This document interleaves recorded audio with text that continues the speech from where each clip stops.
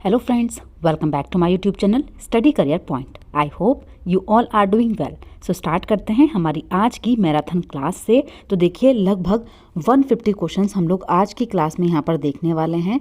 Previous year के questions होंगे आप लोगों के सारे, और देखिए जो क्वेश्चंस आप लोगों के हैं, जो आप लोगों का सीटेट का ऑनलाइन एग्जाम हुआ था वहाँ से ये क्वेश्चन पेपर आप लोगों के लिए गए हैं।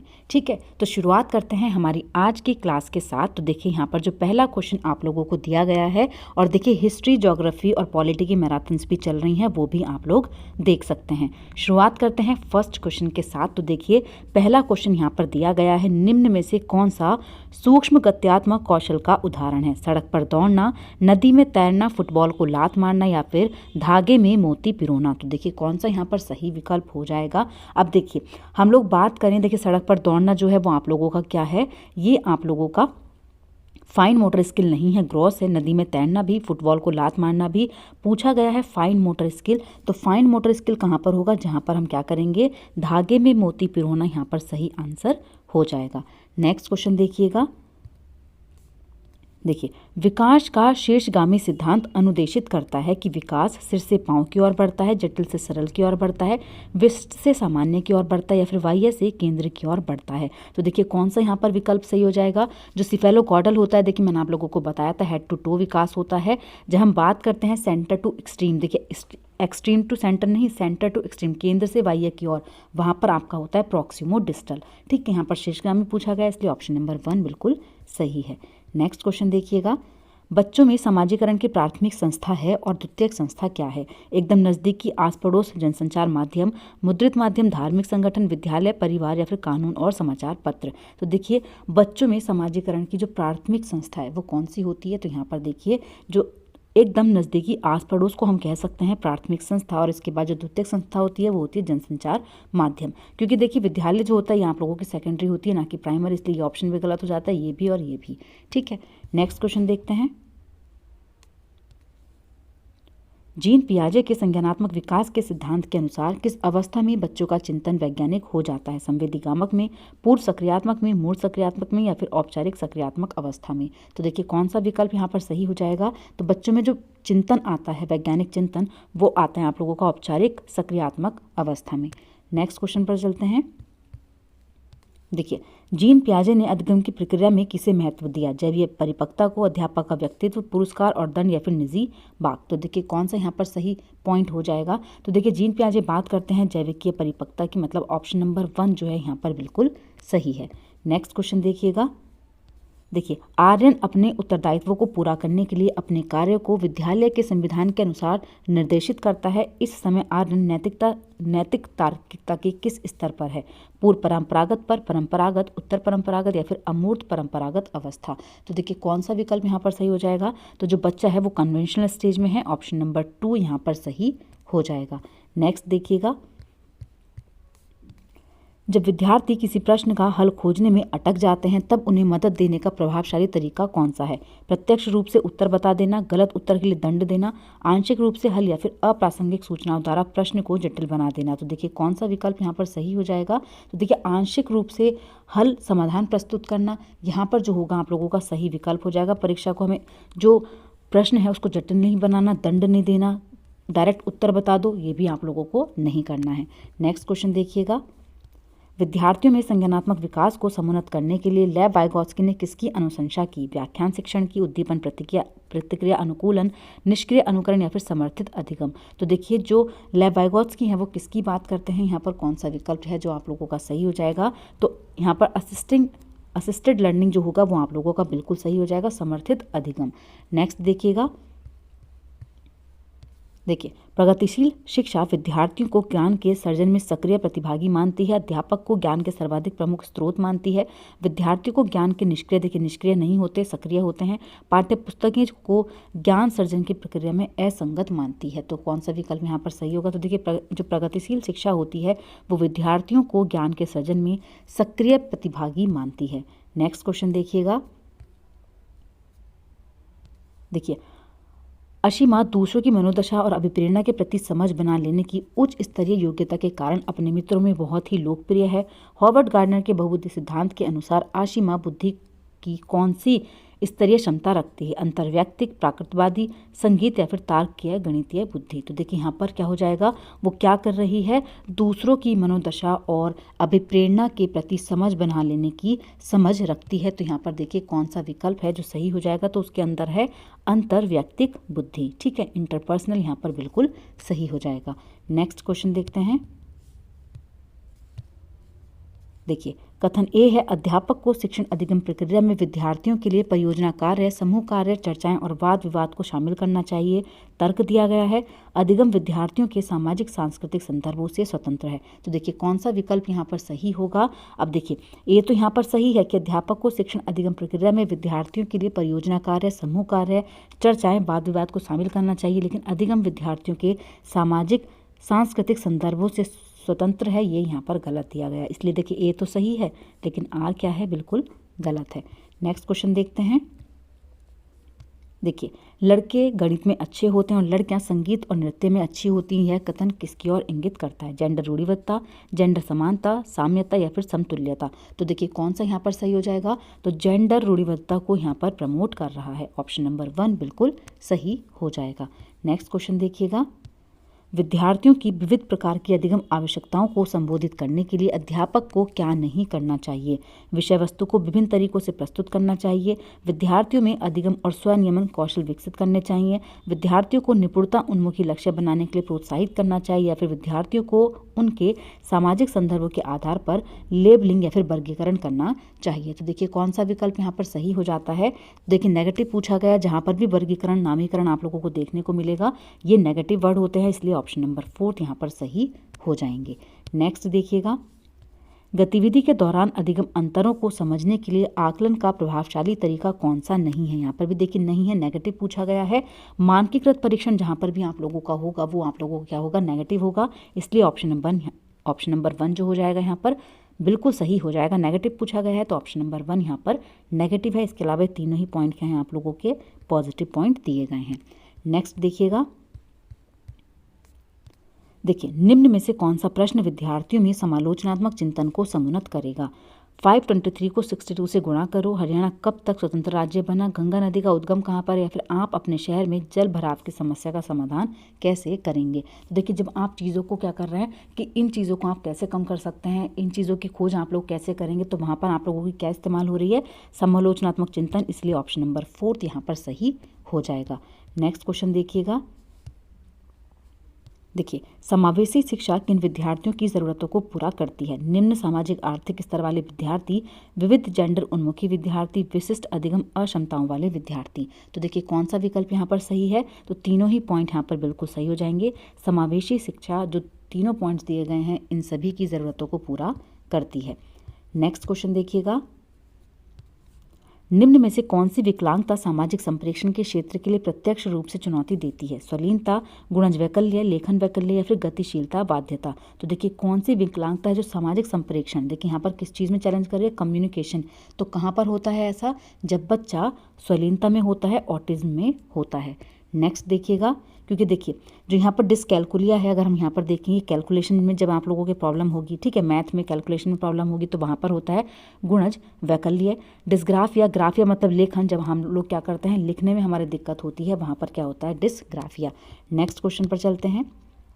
देखिए ध्यान अवधान अतिक्रियाशीलता विकार से जूझ रहे विद्यार्थियों की आवश्यकताओं को संबोधित करने के लिए एक अध्यापक को क्या करना चाहिए। एक ही समय पर अनेक कार्य करने के लिए देना, परिवेश में विकर्षण को कम करना, ऐसे प्रदत्त कार्य देना जिनमें लंबी अवधि वाले ध्यान की ज़रूरत हो, या फिर ऐसे कार्य जहाँ पर सहपाठियों के निष्क्रिय रूप से सुनना है। तो देखिए कौन सा विकल्प यहाँ पर सही हो जाएगा, तो यहाँ पर देखिए क्या है, परिवेश में विकर्षण को कम से कम करना। देखिए बच्चे क्या करेंगे, जो ADHD वाले बच्चे होते हैं वो क्या करते हैं, वो ध्यान केंद्रित करने में उनको प्रॉब्लम होती है। इससे जितना हम आसपास की चीज़ों को क्या कर सकते हैं, विकर्षण को कम कर सकते हैं, शोर शराबे को कम कर सकते हैं, उतना ही अच्छा होगा।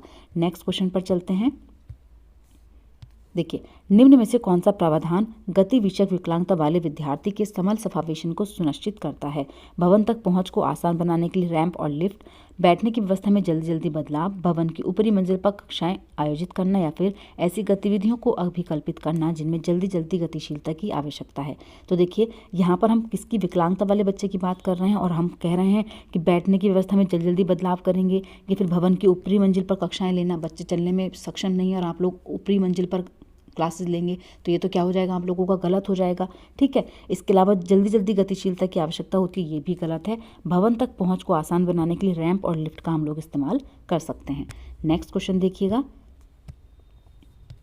मेधावी विद्यार्थी विशेषकर नई अवधारणाओं को सीखने में अधिक समय लगाते हैं, अधिगम के स्थायित्व में कठिनाई का अनुभव करते हैं, उप अवधारणाओं के मध्य संबंधों को नहीं खोज पाते या फिर उच्च स्तरीय समस्या समाधान कौशल रखते हैं। तो कौन सा विकल्प यहाँ पर सही होगा? तो देखिए उच्च स्तरीय समस्या समाधान कौशल रखते हैं, ऑप्शन नंबर 4 यहाँ पर बिल्कुल सही हो जाएगा।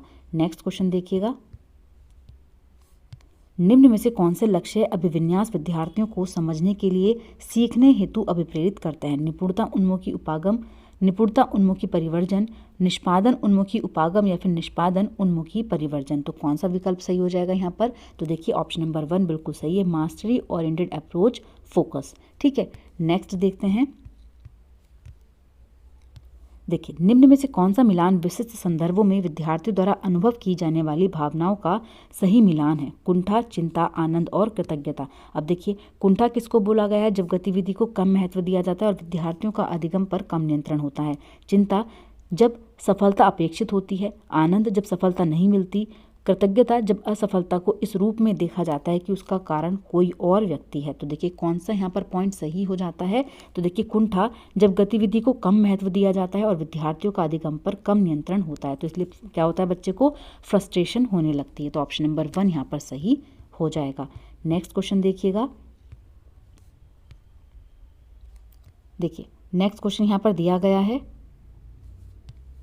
राजन एक स्कूल अध्यापक अपने विद्यार्थियों में अधिसंज्ञानात्मक कौशलों के विकास को सुसाधित करना चाहता है। ऐसा करने के लिए उसे क्या करना चाहिए? तो देखिए वो क्या कर सकते हैं, विद्यार्थियों को उन चरणों को साझा करने के लिए कहना है जो उन्होंने दिए गए प्रश्न को हल करने के लिए प्रयुक्त किए। कंठस्थ करने, देखिए कंठस्थ नहीं कराना है, केवल घोषणात्मक ज्ञान, ये भी गलत है। उसके अलावा देखिए यहाँ पर बोला गया है निरुत्साहित करना, आपको एनकरेज करना है, बच्चे को डिस्करेज नहीं करना, तो ये भी गलत है। ऑप्शन नंबर 1 यहाँ पर सही हो जाएगा। नेक्स्ट क्वेश्चन देखिएगा, सामाजिक रचनावादी परिवेश और किसके द्वारा परिलक्षित होता है? बैठने की स्थिर व्यवस्था, व्याख्या, अध्यापक केंद्रित शिक्षण शास्त्रीय प्रविधियाँ, विद्यार्थी केंद्रित शिक्षण शास्त्रीय प्रविधियाँ या फिर सांस्कृतिक रूप से अप्रासंगिक पाठ्यचर्या। तो देखिए कौन सा रचनावादी क्लास के लिए यहाँ पर बेस्ट एग्जाम्पल है? तो देखिए कौन सा हो जाएगा, विद्यार्थी केंद्रित होना चाहिए और ज्ञान सृजन हेतु अनुकूल परिवेश बच्चे को देना चाहिए। ठीक है, मानकीकृत पाठ्यचर्या जहाँ पर भी होगा नेगेटिव वर्ड है, कंठस्थ करना नेगेटिव वर्ड है। ठीक है, इसके अलावा परीक्षा केंद्रित नहीं होना चाहिए, ये भी नेगेटिव है। तो कौन सा सही हो जाएगा? Option number 3। नेक्स्ट क्वेश्चन देखते हैं, देखिए शिक्षार्थियों की सक्रिय संलग्नता ऐसी कक्षा संस्कृति की मांग करती है जो किस और को समुन्नत करे? ज्ञान के पुनरुत्थान को, जानकारी के मात्र प्रत्यास्मरण को, विमर्श, चिंतन या फिर चर्चा। तो देखिए यहाँ पर कौन सा विकल्प आप लोगों का सही हो जाता है? देखिए जानकारी के प्रत्यास्मरण, आप लोगों को बार बार मेमोराइज बच्चे को नहीं कराना, रटिफिकेशन होता है वो। ज्ञान का पुनरुत्थान नहीं करवाना, यहाँ पर कौन सा, विमर्श, चिंतन करवाइए, चर्चा करवाइए बच्चे से, दोनों ही पॉइंट सही हो जाएंगे। 3rd और 4th यहाँ पर सही पॉइंट है। नेक्स्ट क्वेश्चन पर चलते हैं, देखिए विद्यार्थी बेहतर तरीके से सीखते हैं जब गतिविधियां संदर्भानुसार हों और वास्तविक जीवन में अनुपयोगी हों, विद्यार्थियों के जीवन से अप्रासंगिक हों, विद्यार्थियों के पूर्व ज्ञान को जागृत ना करती हों या फिर विद्यार्थियों के संज्ञानात्मक स्तर से बहुत परे हों। तो देखिए कौन सा विकल्प यहाँ पर सही होगा? जब संदर्भानुसार हम चीज़ों को देते हैं और वास्तविक जीवन में अनुपयोगी होती हैं तभी बच्चा बेहतर तरीके से सीखता है। नेक्स्ट क्वेश्चन है, देखिए विद्यार्थियों में विमर्श चिंतन कौशल सुसाधित करने के लिए अध्यापक को क्या करना चाहिए? स्वयं आकलन, स्वयं से प्रश्न करने को प्रोत्साहित करना, विद्यार्थी को बिना समझ के श्याम पर से विषय देखिए नकल करने के लिए आप लोगों को बच्चों को नहीं कहना है। ठीक है, इसके अलावा यहाँ पर बोला गया है उद्दीपन प्रतिक्रिया अनुकूलन का प्रयोग करते हुए विद्यार्थियों को उस तरह से ढालने पर ध्यान केंद्रित करना चाहिए। तो देखिए ये भी गलत है, कंठस्थीकरण नहीं कराना। कौन सा विकल्प सही हो जाएगा यहाँ पर? Option number 1। नेक्स्ट क्वेश्चन पर चलते हैं, देखिए निम्न में से कौन अधिगम को सकारात्मक रूप से प्रभावित करता है? विद्यार्थियों में पारस्परिकता का बोध, परीक्षा आधारित शिक्षण शास्त्रीय प्रविधियाँ, अवमानित करने के अनुभव या फिर संसाधन समृद्ध कक्षाई परिवेश। तो देखिए कौन सा विकल्प यहाँ पर सही हो जाएगा। तो देखिए विद्यार्थियों में पारस्परिकता बिल्कुल सही है। इसके अलावा संसाधन समृद्ध कक्षाई परिवेश ये भी सही है। परीक्षा आधारित हो या फिर अवमानित करने के अनुभव हो, ये भी गलत है। कौन सा सही हो जाएगा यहाँ पर, फर्स्ट और फोर्थ, ऑप्शन नंबर फोर्थ यहाँ पर सही हो जाएगा। नेक्स्ट क्वेश्चन पर चलते हैं। देखिए अध्यापक को विद्यार्थियों द्वारा बार बार की गई त्रुटियों के प्रति किस तरह का व्यवहार करना चाहिए।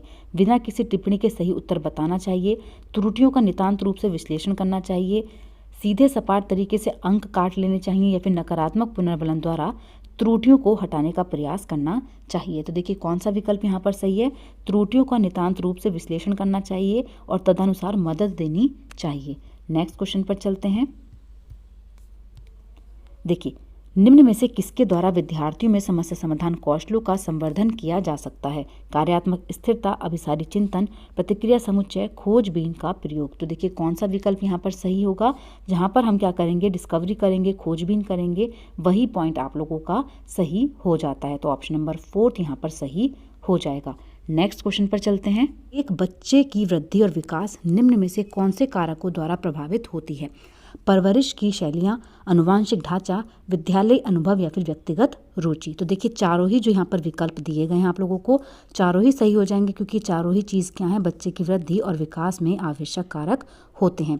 इसलिए ऑप्शन नंबर फोर्थ यहाँ पर सही हो जाएगा। नेक्स्ट क्वेश्चन देखते हैं।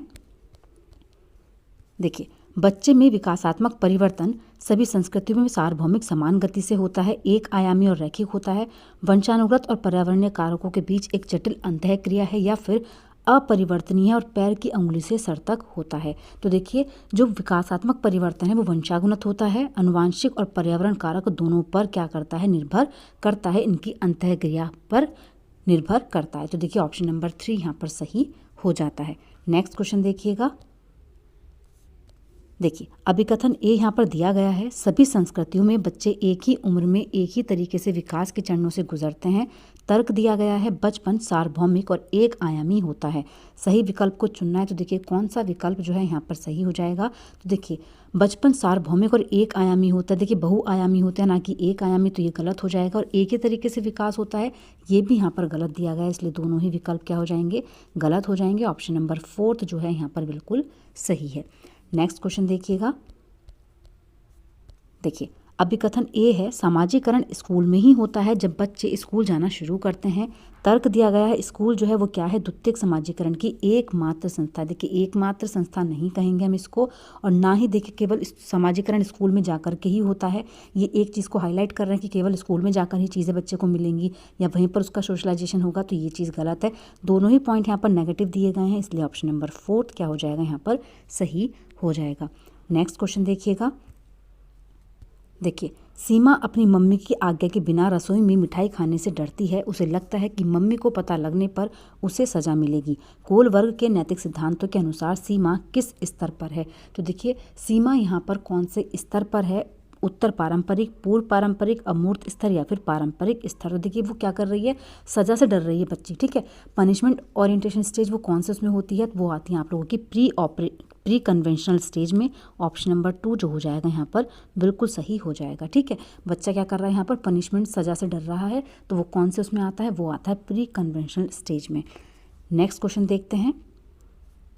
देखिए जीन पियाजे के अनुसार संज्ञानात्मक विकास किस प्रक्रिया द्वारा सुगम होता है, अनुकूलन, पुनर्वलन, पूर्वाभ्यास या फिर कलन विधि। तो देखिए कौन सा यहाँ पर विकल्प है जो सही हो जाएगा। तो देखिए कौन सा विकल्प सही है, तो वो हो जाएगा आप लोगों का अनुकूलन, जिसकी बात करते हैं जीन पियाजे।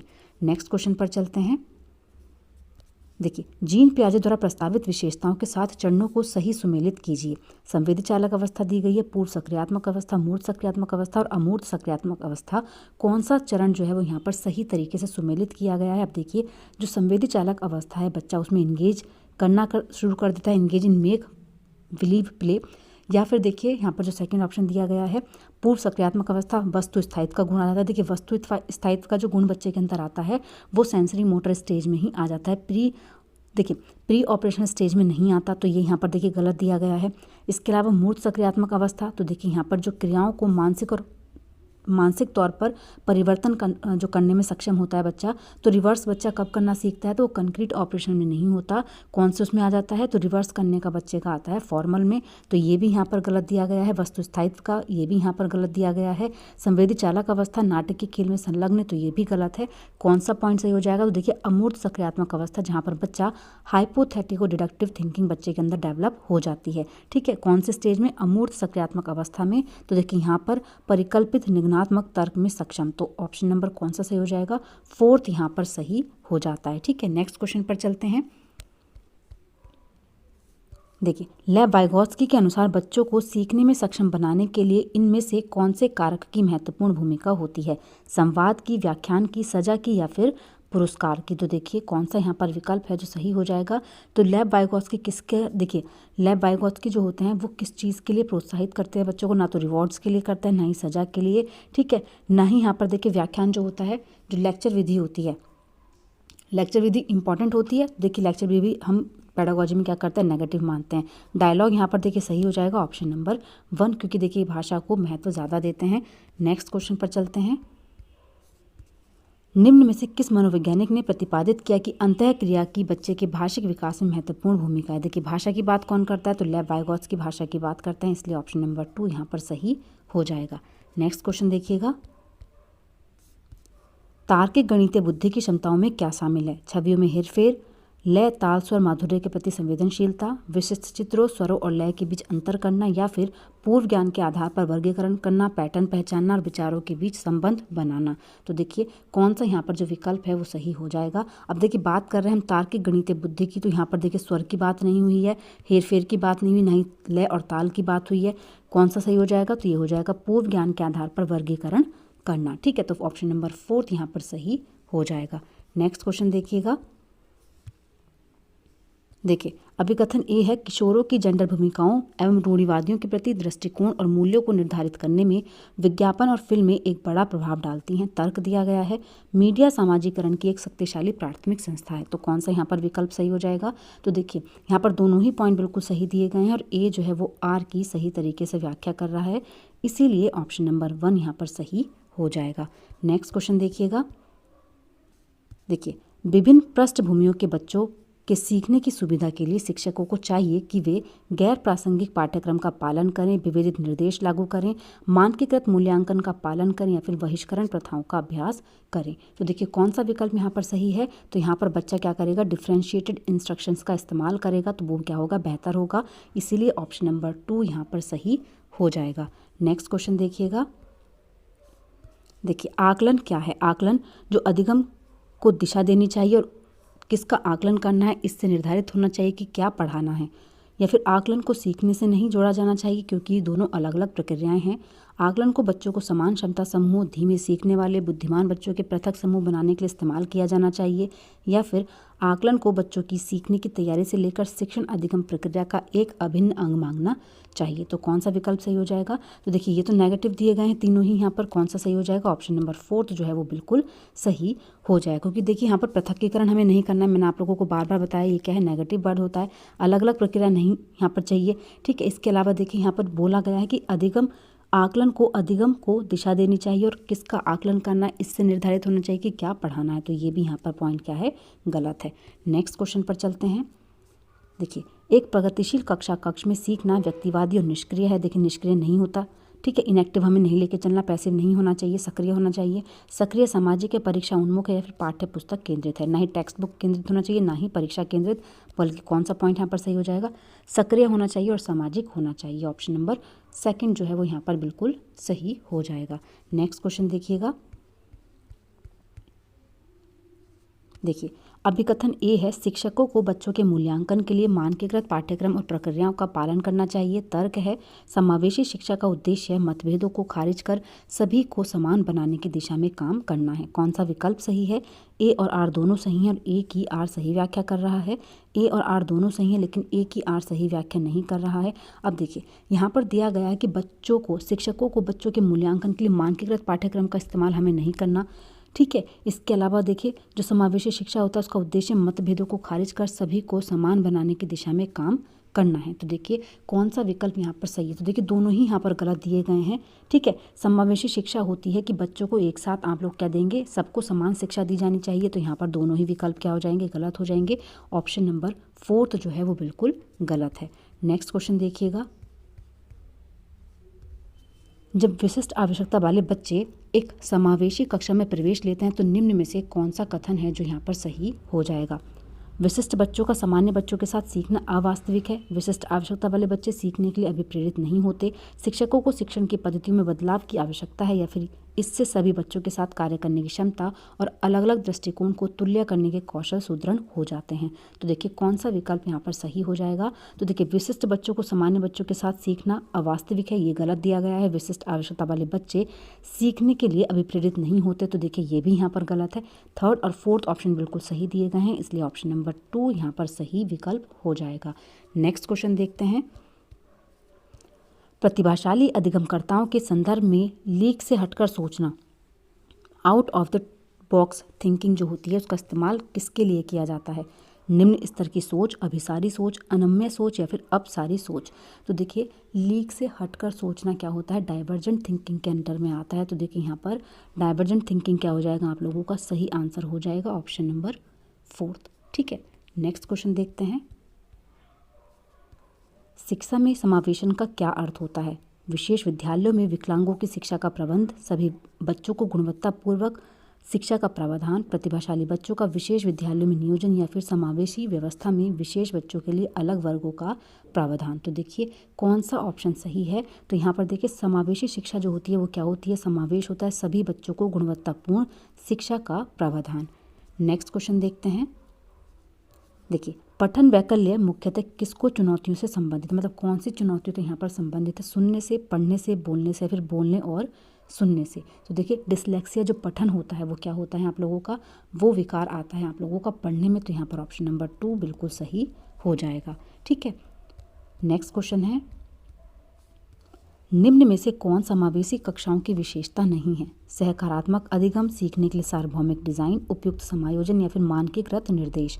तो कौन सा विकल्प यहाँ पर सही है। तो देखिए वो हो जाएगा आप लोगों का मानकीकृत। जो स्टैंडर्डाइज्ड परीक्षण है उनका इस्तेमाल आप लोगों को नहीं करना है, नेगेटिव है आप लोगों का पेडागोजी में। तो ये पॉइंट आप लोगों का जहाँ भी होगा वो क्या होगा, नेगेटिव होगा, इसलिए यहाँ पर नेगेटिव पूछा गया है। ऑप्शन नंबर 4 सही हो जाएगा। नेक्स्ट क्वेश्चन देखिएगा, माध्यमिक स्कूलों में शिक्षकों को एक रूपी और कठोर पाठ्यचर्या का पालन करना चाहिए, मानकीकृत आकलन का पालन करना चाहिए, प्रश्न पूछने को हतोत्साहित करना चाहिए, फिर सीखने की मतलब सीखना कि कैसे सीखते हैं को प्रोत्साहित करना चाहिए। तो देखिए कौन सा विकल्प यहाँ पर सही है। तो एनकरेज करेंगे हम बच्चे की लर्निंग को, हाउ टू लर्न। तो यहाँ पर ऑप्शन नंबर 4 बिल्कुल सही हो जाएगा। एक रूपी कठोर पाठ्यचर्या का इस्तेमाल नहीं करना, मानकीकृत आकलन का इस्तेमाल नहीं करना, बच्चे को डिस्करेज नहीं करना है, ये क्या है, नेगेटिव है। नेक्स्ट क्वेश्चन देखते हैं, देखिए अधिगम के सामाजिक सांस्कृतिक सिद्धांत जानकारी के स्मरण पर जोर देते हैं, प्रमुख रूप से शिक्षक की निर्देशक की भूमिका पर जोर देते हैं, सीखने में सामाजिक संदर्भ की भूमिका को अहम मानते हैं, या फिर पुनर्बलन और सजा के इस्तेमाल को प्रतिपादित करते हैं। तो देखिए कौन सा विकल्प यहाँ पर सही हो जाएगा। तो देखिए सीखने में सामाजिक संदर्भ की भूमिका को अहम मानते हैं। नेक्स्ट क्वेश्चन है, पियाजे और वाइगोत्स्की के अनुसार सीखना किस प्रकार का होता है। अनुसरण द्वारा, निष्क्रिय श्रवण, देखिए निष्क्रिय श्रवण द्वारा तो नहीं होता, अनुकूलन और पुनर्बलन द्वारा, या फिर अधिगमकर्ताओं की सक्रिय भागीदारी द्वारा। तो देखिए दोनों ही क्या मानते हैं, एक्टिव पार्टिसिपेशन होना चाहिए लर्नर्स का। तो यहाँ पर कौन सा विकल्प सही होगा, ऑप्शन नंबर 4 यहाँ पर सही हो जाएगा। नेक्स्ट क्वेश्चन देखते हैं, देखिए एक शिक्षक के रूप में आप अपने विद्यार्थियों में समस्या समाधान क्षमताओं को कैसे सुगम बनाएंगे। भय उत्पन्न करके, तनाव उत्पन्न करके, सामग्री को निष्क्रिय और बार बार याद करने को प्रोत्साहित करके, या फिर विचार मंथन को प्रोत्साहित करके, उपमाओं और अनुमानों जैसी रणनीतियों के उपयोग को प्रोत्साहित करके। तो कौन सा विकल्प देखिए यहाँ पर सही है। अब देखिए भय उत्पन्न नहीं करना, तनाव उत्पन्न नहीं करना, बार बार रट्टाफिकेशन बच्चे को नहीं कराना, कौन सा विकल्प सही हो जाएगा, ऑप्शन नंबर 4। नेक्स्ट क्वेश्चन देखिएगा, देखिए जब विद्यार्थी किसकी भावना का अनुभव करते हैं, जब उनके सीखने पर सकारात्मक प्रभाव पड़ने की संभावना होती है। तनाव को देखिए, तनाव बच्चे के अंदर नहीं आएगा, ना ही शर्म आएगी, ना ही हीनता, बल्कि बच्चा क्या महसूस करेगा, संतुष्टि महसूस करेगा। ऑप्शन नंबर 4 यहाँ पर सही हो जाता है। नेक्स्ट क्वेश्चन देखिएगा, अपने पूर्व ज्ञान के आधार पर बच्चों के सहज अनुमान लगाने को क्या किया जाना चाहिए? हतोत्साहित करेंगे, सुसाधित करेंगे, खारिज करेंगे या फिर दंडित करेंगे? तो देखिए कौन सा विकल्प यहाँ पर सही हो जाएगा? तो सुसाधित करना चाहिए, ऑप्शन नंबर 2 यहाँ पर सही होगा। नेक्स्ट क्वेश्चन देखिएगा, विद्यार्थियों की अर्थ बनाने की प्रक्रिया को किस प्रकार सुगम बनाया जाना चाहिए? बारंबार अभ्यास पर जोर देकर, निष्क्रिय अनुकरण द्वारा, भौतिक पुरस्कार देकर, खोज और अन्वेषण जो हो जाएंगे आप लोगों के देखिए बिल्कुल सही हो जाएंगे। नेक्स्ट क्वेश्चन है, समस्या समाधान की प्रभावशाली रणनीति इनमें से कौन सी नहीं है? ठीक है, नेगेटिव आप लोगों को देखना है, कलन विधि, स्वभावानुभाविक या फिर पश्चगामी कार्यकारी युक्ति या फिर प्रक्रियात्मक आवबद्धता। तो देखिए कौन सा यहाँ पर जो विकल्प है वो नेगेटिव आप लोगों से पूछा गया है। ठीक है, नेगेटिव पूछा गया है। इंग्लिश में और देख लीजिए एक बार, थोड़े से टफ वर्ड्स दिए गए यहाँ पर। देखिए फंक्शनल फिक्सनेस जहाँ पर भी आप लोगों को दिखेगा ये क्या होता है? ये नेगेटिव वर्ड होता है। ठीक है, क्या होता है? नेगेटिव वर्ड होता है। इसके अलावा वर्किंग बैकवर्ड्स, ह्यूरिस्टिक विधि, एल्गोरिथम, ये क्या है आप लोगों के? पॉजिटिव है। नेगेटिव पूछा गया है तो कौन सा ऑप्शन सही हो जाएगा आप लोगों का? Option number 1। ठीक है, ऑप्शन नंबर 1 यहाँ पर बिल्कुल सही हो जाएगा। नेक्स्ट क्वेश्चन देखिएगा, एक सामाजिक रचनावादी कक्षा कक्ष में सीखना निष्क्रिय रूप से होता है। देखिए निष्क्रिय रूप से तो नहीं होता, इसका स्वरूप सामाजिक होता है, पाठ्य पुस्तक केंद्रित भी नहीं होता, परीक्षा केंद्रित भी नहीं होता, बल्कि क्या हो जाएगा यहाँ पर? सामाजिक होता है। नेक्स्ट और लास्ट क्वेश्चन है देखिए आज का, निम्न में से कौन सा कारक बच्चों की विफलता के लिए जिम्मेदार है? व्यक्तिगत पाठ्यचर्या, संदर्भित पाठ्यचर्या, चक्रीय पाठ्यचर्या या फिर पाठ्यचर्या का मानकीकरण?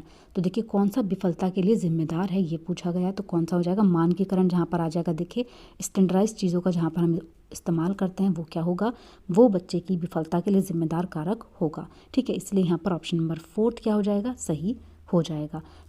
विकास का अधोगामी सिद्धांत बताता है कि विकास किस ओर से किस तरफ बढ़ता है? जटिल से सरल की तरफ, सिर से पैर की तरफ, केंद्र से बाह्य या फिर सामान्य से विशिष्ट? तो देखिए यहाँ पर प्रॉक्सिमो डिस्टल का आप लोगों से पूछा है, तो जो प्रॉक्सिमो डिस्टल होता है वो कहाँ से कहाँ आप लोगों का देखिए जो विकास है वो होता है तो केंद्र से बाह्य की तरफ होता है आप लोगों का, सेंटर टू एक्सट्रीम। अगर पूछता है हेड टू टो, तो देखिए हेड टू टो जो होता है वो होता है आपको सिफेलोकॉर्डल। ठीक है, सिफेलोकॉर्डल जो होता है वो होता है हेड टू टो, और जो आप लोगों का प्रॉक्सिमो डिस्टल होता है वो होता है सेंटर टू एक्सट्रीम, केंद्र से बाह्य की ओर। तो यहाँ पर जो विकल्प है वो ऑप्शन नंबर 3 आप लोगों का सही होगा।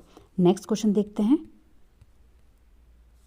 देखिए निम्न में से कौन से समाजीकरण के द्वितीयक कारक हैं? सेकेंडरी पूछा गया है, विद्यालय, किताबें, मीडिया या फिर माता पिता? देखिए जो माता पिता होते हैं वो प्राइमरी होते हैं ना कि सेकेंडरी। ठीक है, इसके अलावा देखिए मीडिया, किताबें और विद्यालय जो हो जाएगा आप लोगों का, ये तीनों सही हो जाएंगे। ऑप्शन नंबर 4 जो होगा यहाँ पर बिल्कुल सही होगा। नेक्स्ट क्वेश्चन देखते हैं। देखिए नेक्स्ट क्वेश्चन यहाँ पर दिया गया है, जीन पियाजे के संज्ञानात्मक विकास के सिद्धांत के अनुसार किस अवस्था में अधिकांश बच्चे सक्रियाओं पर क्रियाएं करने लगते हैं और उनमें परिकल्पनात्मक निगनात्मक सोच विकसित हो जाती है? कौन सी स्टेज पर जाकर के होती है? तो देखिए संवेदीगामक में होती है, पूर्व सक्रियात्मक, मूल सक्रियात्मक या फिर औपचारिक सक्रियात्मक? कौन सी स्टेज में होता है? तो देखिए वो होता है आप लोगों का औपचारिक सक्रियात्मक अवस्था में, जहाँ पर जो आप लोगों की हाइपोथेटिको डिडक्टिव थिंकिंग डेवलप हो जाती है। नेक्स्ट क्वेश्चन देखते हैं। देखिए जीन पियाजे ने अधिगम की प्रक्रिया में किसे महत्व दिया? सीखने के लिए तत्परता को, नकारात्मक पुनर्वलन, प्रतियोगी भावना या फिर कार्यात्मक स्थिरता? तो देखिए जो जीन पियाजे हैं उन्होंने किस चीज़ को ज़्यादा वैल्यू दी थी? तो वो कहते हैं कि बच्चा क्या करे? एक्टिवली पार्टिसिपेट करे चीज़ों में। तो देखिए सीखने के लिए जो तत्परता है वो क्या हो जाएगा? बिल्कुल यहाँ पर सही हो जाएगा। नेगेटिव पुनर्वलन की बात ये नहीं करते हैं, ना ही कॉम्पिटिशन की करते हैं और ना ही फंक्शनल फिटनेस की बात ये करते हैं। तो यहाँ पर कौन सा पॉइंट सही होगा? ऑप्शन नंबर 1 जो हो जाएगा वो यहाँ पर सही हो जाएगा। नेक्स्ट क्वेश्चन देखते हैं। देखिए अमरजीत नियमों को स्थिर मानती है और इस बात की अनुशंसा करती है कि सभी को इन नियमों का अनुसरण करना चाहिए, चाहे उनकी व्यक्तिगत स्थिति किसी भी प्रकार की क्यों न हो। लॉरेंस कोलबर्ग के नैतिक विकास के सिद्धांत के अनुसार अमरजीत इस समय किस अवस्था में है? तो देखिए आज्ञाकारिता की स्टेज तो यहाँ पर नहीं है। ठीक है, यंत्र उद्देश्य उन्मुखी, अच्छा लड़का या फिर अच्छी लड़की उन्मुखी, या फिर कानून व्यवस्था को बनाए रखना। ठीक है, तो यहाँ पर देखिए कौन सी स्टेज में है अमरजीत? तो यहाँ पर देखिए कौन सा विकल्प सही हो जाएगा? तो देखिए ये है कानून और व्यवस्था उन्मुखी, कानून और व्यवस्था को बनाए रखने के लिए वो यहाँ पर बात कर रही है। ऑप्शन नंबर 4 सही हो जाएगा। नेक्स्ट क्वेश्चन देखिएगा। देखिए कक्षा में समूह कार्य के दौरान रमेश ने देखा कि उसके विद्यार्थी दिए गए प्रश्न का हल ढूंढने में जूझ रहे हैं। विद्यार्थियों को सहयोग देने के लिए रमेश को क्या करना चाहिए? तो देखिए नकल लिखने के लिए कहना चाहिए, तो नकल लिखना तो देखिए गलत है। नेक्स्ट है प्रदत्त कार्य को छोड़कर अगले कार्य को करने के लिए कहना चाहिए। तो देखिए एक कार्य को हम ड्रॉप करा देंगे, दूसरा कार्य कराएंगे, तो ये भी यहाँ पर गलत हो जाएगा। संकेत देने चाहिए या फिर स्पष्ट निर्देश द्वारा प्रश्न का जटिल बना देना चाहिए। तो देखिए प्रश्न को जटिल नहीं बनाना, कॉम्प्लेक्स नहीं करना है चीज़ों को, तो ये भी गलत होगा। हमें क्या करना है, बच्चे को हिंट देना है जिससे बच्चा प्रॉब्लम के सॉल्यूशन तक पहुंच पाए। ठीक है, तो यहाँ पर ऑप्शन नंबर 3 जो हो जाएगा वो सही विकल्प हो जाएगा। नेक्स्ट क्वेश्चन देखिए विद्यार्थियों के संज्ञानात्मक विकास के संवर्धन के लिए लेव वाइगोत्स्की ने किसके कार्यान्वयन की अनुशंसा की? सामाजिक पृथकीकरण की, सांस्कृतिक उपकरणों की, कंठस्थीकरण या फिर निष्क्रिय अनुकरण? तो देखिए कौन सा विकल्प यहाँ पर सही होगा।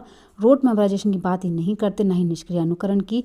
इसके अलावा जो सोशल आप लोगों का आइसोलेशन है उसकी बात भी ये नहीं करते हैं। किस चीज़ की बात करते हैं? तो देखिए लैंग्वेज की बात करते हैं लेव वाइगोत्स्की।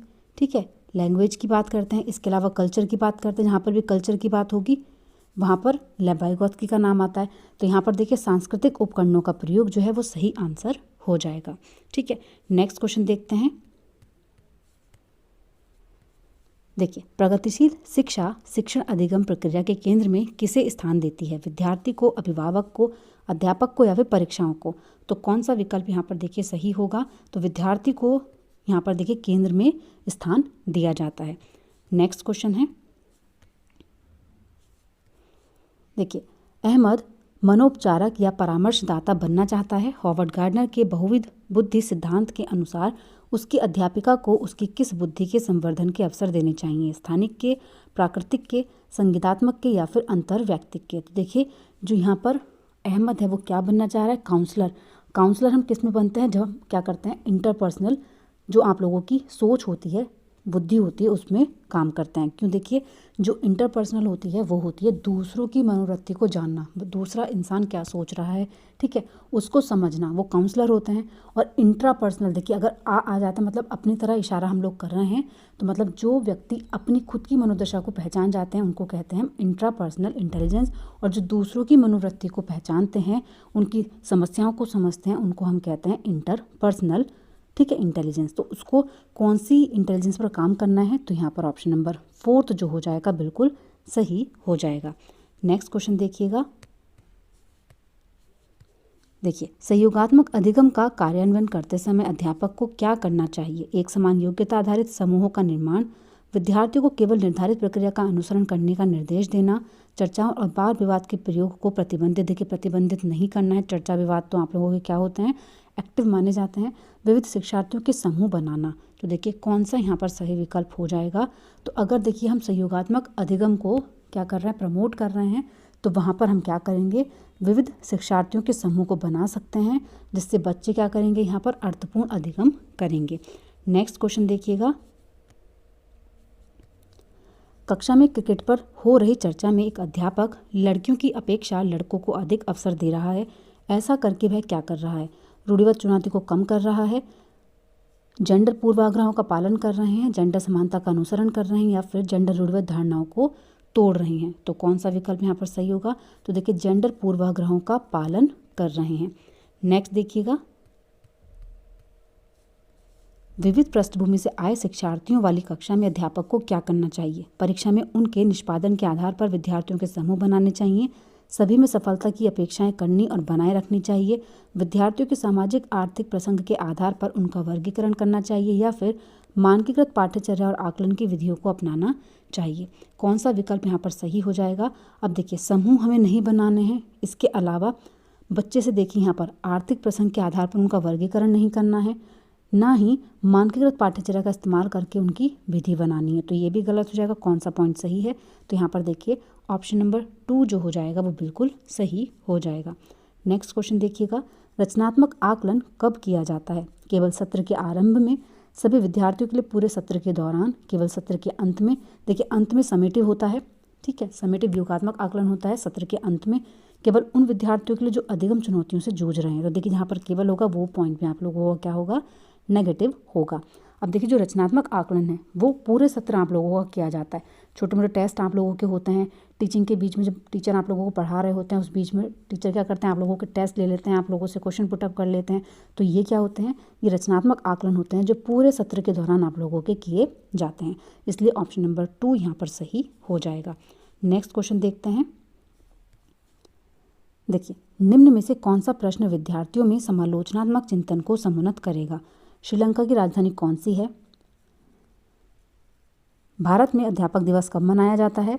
एशिया में सबसे बड़ा शहर कौन सा है। या फिर आप अपने शहर में पानी की कमी की समस्या किस प्रकार सुलझाएंगे। अब देखिए राजधानी कौन सी है, वन वर्ड आंसर है यहाँ पर, तो आप लोगों को क्रिटिकल थिंकिंग इस्तेमाल नहीं हो रही है। अध्यापक दिवस कब मनाया जाता है, ये भी वन वर्ड है, बता देंगे आप लोग। एशिया में सबसे बड़ा शहर कौन सा है, ये भी वन वर्ड है। तो यहाँ पर देखिए क्रिटिकल थिंकिंग का इस्तेमाल नहीं हो रहा है, लेकिन जहाँ पर आपसे पूछा गया है कि आप समस्या का निदान कैसे करेंगे, ये क्या है, यहाँ पर आप लोगों को अपना दिमाग का इस्तेमाल करना है, क्रिटिकल थिंकिंग का इस्तेमाल होगा। इसलिए ऑप्शन नंबर 4 यहाँ पर सही हो जाएगा। नेक्स्ट क्वेश्चन देखिएगा। समावेशन की अवधारणा हेतु किसकी आवश्यकता है। विविधता और व्यक्तिगत विभिन्नताओं के लिए सम्मान, आकलन के लिए मानकीकृत परीक्षण, अध्यापक केंद्रित शिक्षण शास्त्रीय प्रविधियाँ, या फिर विद्यार्थियों का नामीकरण और पृथकीकरण। देखिए विद्यार्थियों का नामीकरण पृथकीकरण नहीं करना है, टीचर सेंटर अप्रोच हम नहीं लेते बल्कि लर्नर सेंटर लेते हैं। आकलन के लिए मानकीकृत परीक्षण, तो देखिए जो आप लोगों को स्टैंडर्डाइज्ड टेस्ट है उनका इस्तेमाल भी नहीं करना। कौन सा सही हो जाएगा, तो विविधता और व्यक्तिगत विभिन्नताओं के लिए सम्मान। नेक्स्ट क्वेश्चन देखते हैं। देखिए पठन वैकल्य किस क्षेत्र में प्रत्यक्ष रूप से चुनौती प्रस्तुत करता है। डिसलेक्सिया, भावात्मक नियमन में, शारीरिक समन्वय में, सामाजिक अंतःक्रियाओं में, या फिर लिखित विषय वस्तु के बोध में। कौन सा जो पॉइंट है यहाँ पर सही होगा, तो देखिए जो डिसलेक्सिया होता है पठन वैकल्य, ये क्या होता है, ये होता है आप लोगों का लिखित विषय वस्तु के बोध में। तो यहाँ पर किसमें चुनौती प्रस्तुत करेगा, ऑप्शन नंबर 4 जो होगा यहाँ पर सही हो जाएगा। नेक्स्ट क्वेश्चन देखिएगा। देखिए स्वलीनता ऑटिज्म जिसे हम बोलते हैं, ग्रस्त विद्यार्थी हालांकि कुछ क्षेत्रों में विभिन्न चुनौतियों का सामना करते हैं, लेकिन उनके पास किस चीज़ का पक्ष मजबूत होता है, अध्यापक जिसका इस्तेमाल शिक्षण अधिगम प्रक्रिया में कर सकते हैं। तो देखिए सूक्ष्म विवरणों पर ध्यान देने, सामाजिक संप्रेक्षण, स्वयं को बड़े समूहों के सामने बिना हिचक के व्यक्त करने, दैनिक में जल्दी परिवर्तन के प्रति सरलतापूर्वक सामंजस्य। तो देखिए कौन सा यहाँ पर जो विकल्प है वो सही होगा। अब देखिए जो स्वलीनता से ग्रस्त बच्चे होते हैं वो लंबे सेंटेंस को एक साथ में नहीं कर पाते, ज़्यादा वर्क आप उनको दे दोगे तो वो क्या हो जाते हैं, होपलेस हो जाते हैं, तो वो भी वो नहीं कर पाते। तो आप लोगों को क्या करना है, बड़ी प्रॉब्लम को छोटे छोटे जो आप लोगों के विवरण है उसमें हम लोग दे सकते हैं, मतलब समस्या को छोटा छोटा करके बच्चों को दे सकते हैं। इसलिए देखिए यहाँ पर ऑप्शन नंबर 1 सही होगा, सूक्ष्म विवरणों पर ध्यान देने। ठीक है, नेक्स्ट देखते हैं। दृष्टिबाधिता से जूझते विद्यार्थियों के साथ शिक्षण करते समय किस विधि माध्यम के प्रयोग से बचना चाहिए। श्यामपट्ट पर लिखित विषय वस्तु की मौखिक रूप से व्याख्या करना, स्पर्शग्राही मानचित्र देना, सहायक उपकरणों के प्रयोग की अनुमति देना, या फिर अधिगम के आकलन के लिए लिखित परीक्षण लेना। कौन सा विकल्प यहाँ पर सही हो जाएगा, तो देखिए अधिगम के आकलन के लिए लिखित परीक्षण लेना यहाँ पर बिल्कुल सही है दृष्टिबाधिता से जूझते विद्यार्थियों के लिए। अब देखिए यहाँ पर क्यों सही है ये, क्योंकि देखिए यहाँ पर बोला है कि किस चीज़ से आप लोगों को बचना चाहिए, तो आप किस चीज़ से बच सकते हैं। अब देखिए मौखिक लेंगे आप, जो दृष्टिबाधित बच्चे हैं उसके लिए बिल्कुल सही होगा। मानचित्र देना, ये स्पर्शग्राही, तो बच्चे क्या करेंगे, उससे समझ पाते हैं चीज़ों को, ये भी सही है। इसके अलावा सहायक उपकरणों के प्रयोग को अनुमति देना, ये भी सही है। नेगेटिव पूछा गया है, नेगेटिव क्यों पूछा गया है, क्योंकि इन्होंने बोला है कि कौन से माध्यम से आप लोगों को बचना है, तो आप लोगों को लिखित परीक्षण से बचना है, क्योंकि बच्चे क्या हैं, दृष्टिबाधित हैं, उनको लिखने में क्या होती है, परेशानी होती है। इसलिए ऑप्शन नंबर 4 यहाँ पर सही होगा। नेक्स्ट क्वेश्चन देखिएगा। निम्न में से कौन सी विशेषता प्रतिभाशाली विद्यार्थी की नहीं है। यहाँ पर नेगेटिव पूछा गया है, औसत से अधिक बुद्धि स्तर, उच्च स्तरीय समस्या समाधान कौशल, कौशलों पर निपुणता प्राप्त करने के लिए उच्च स्तरीय अभिप्रेरणा, या फिर जानकारी को ग्रहण करने में धीमापन।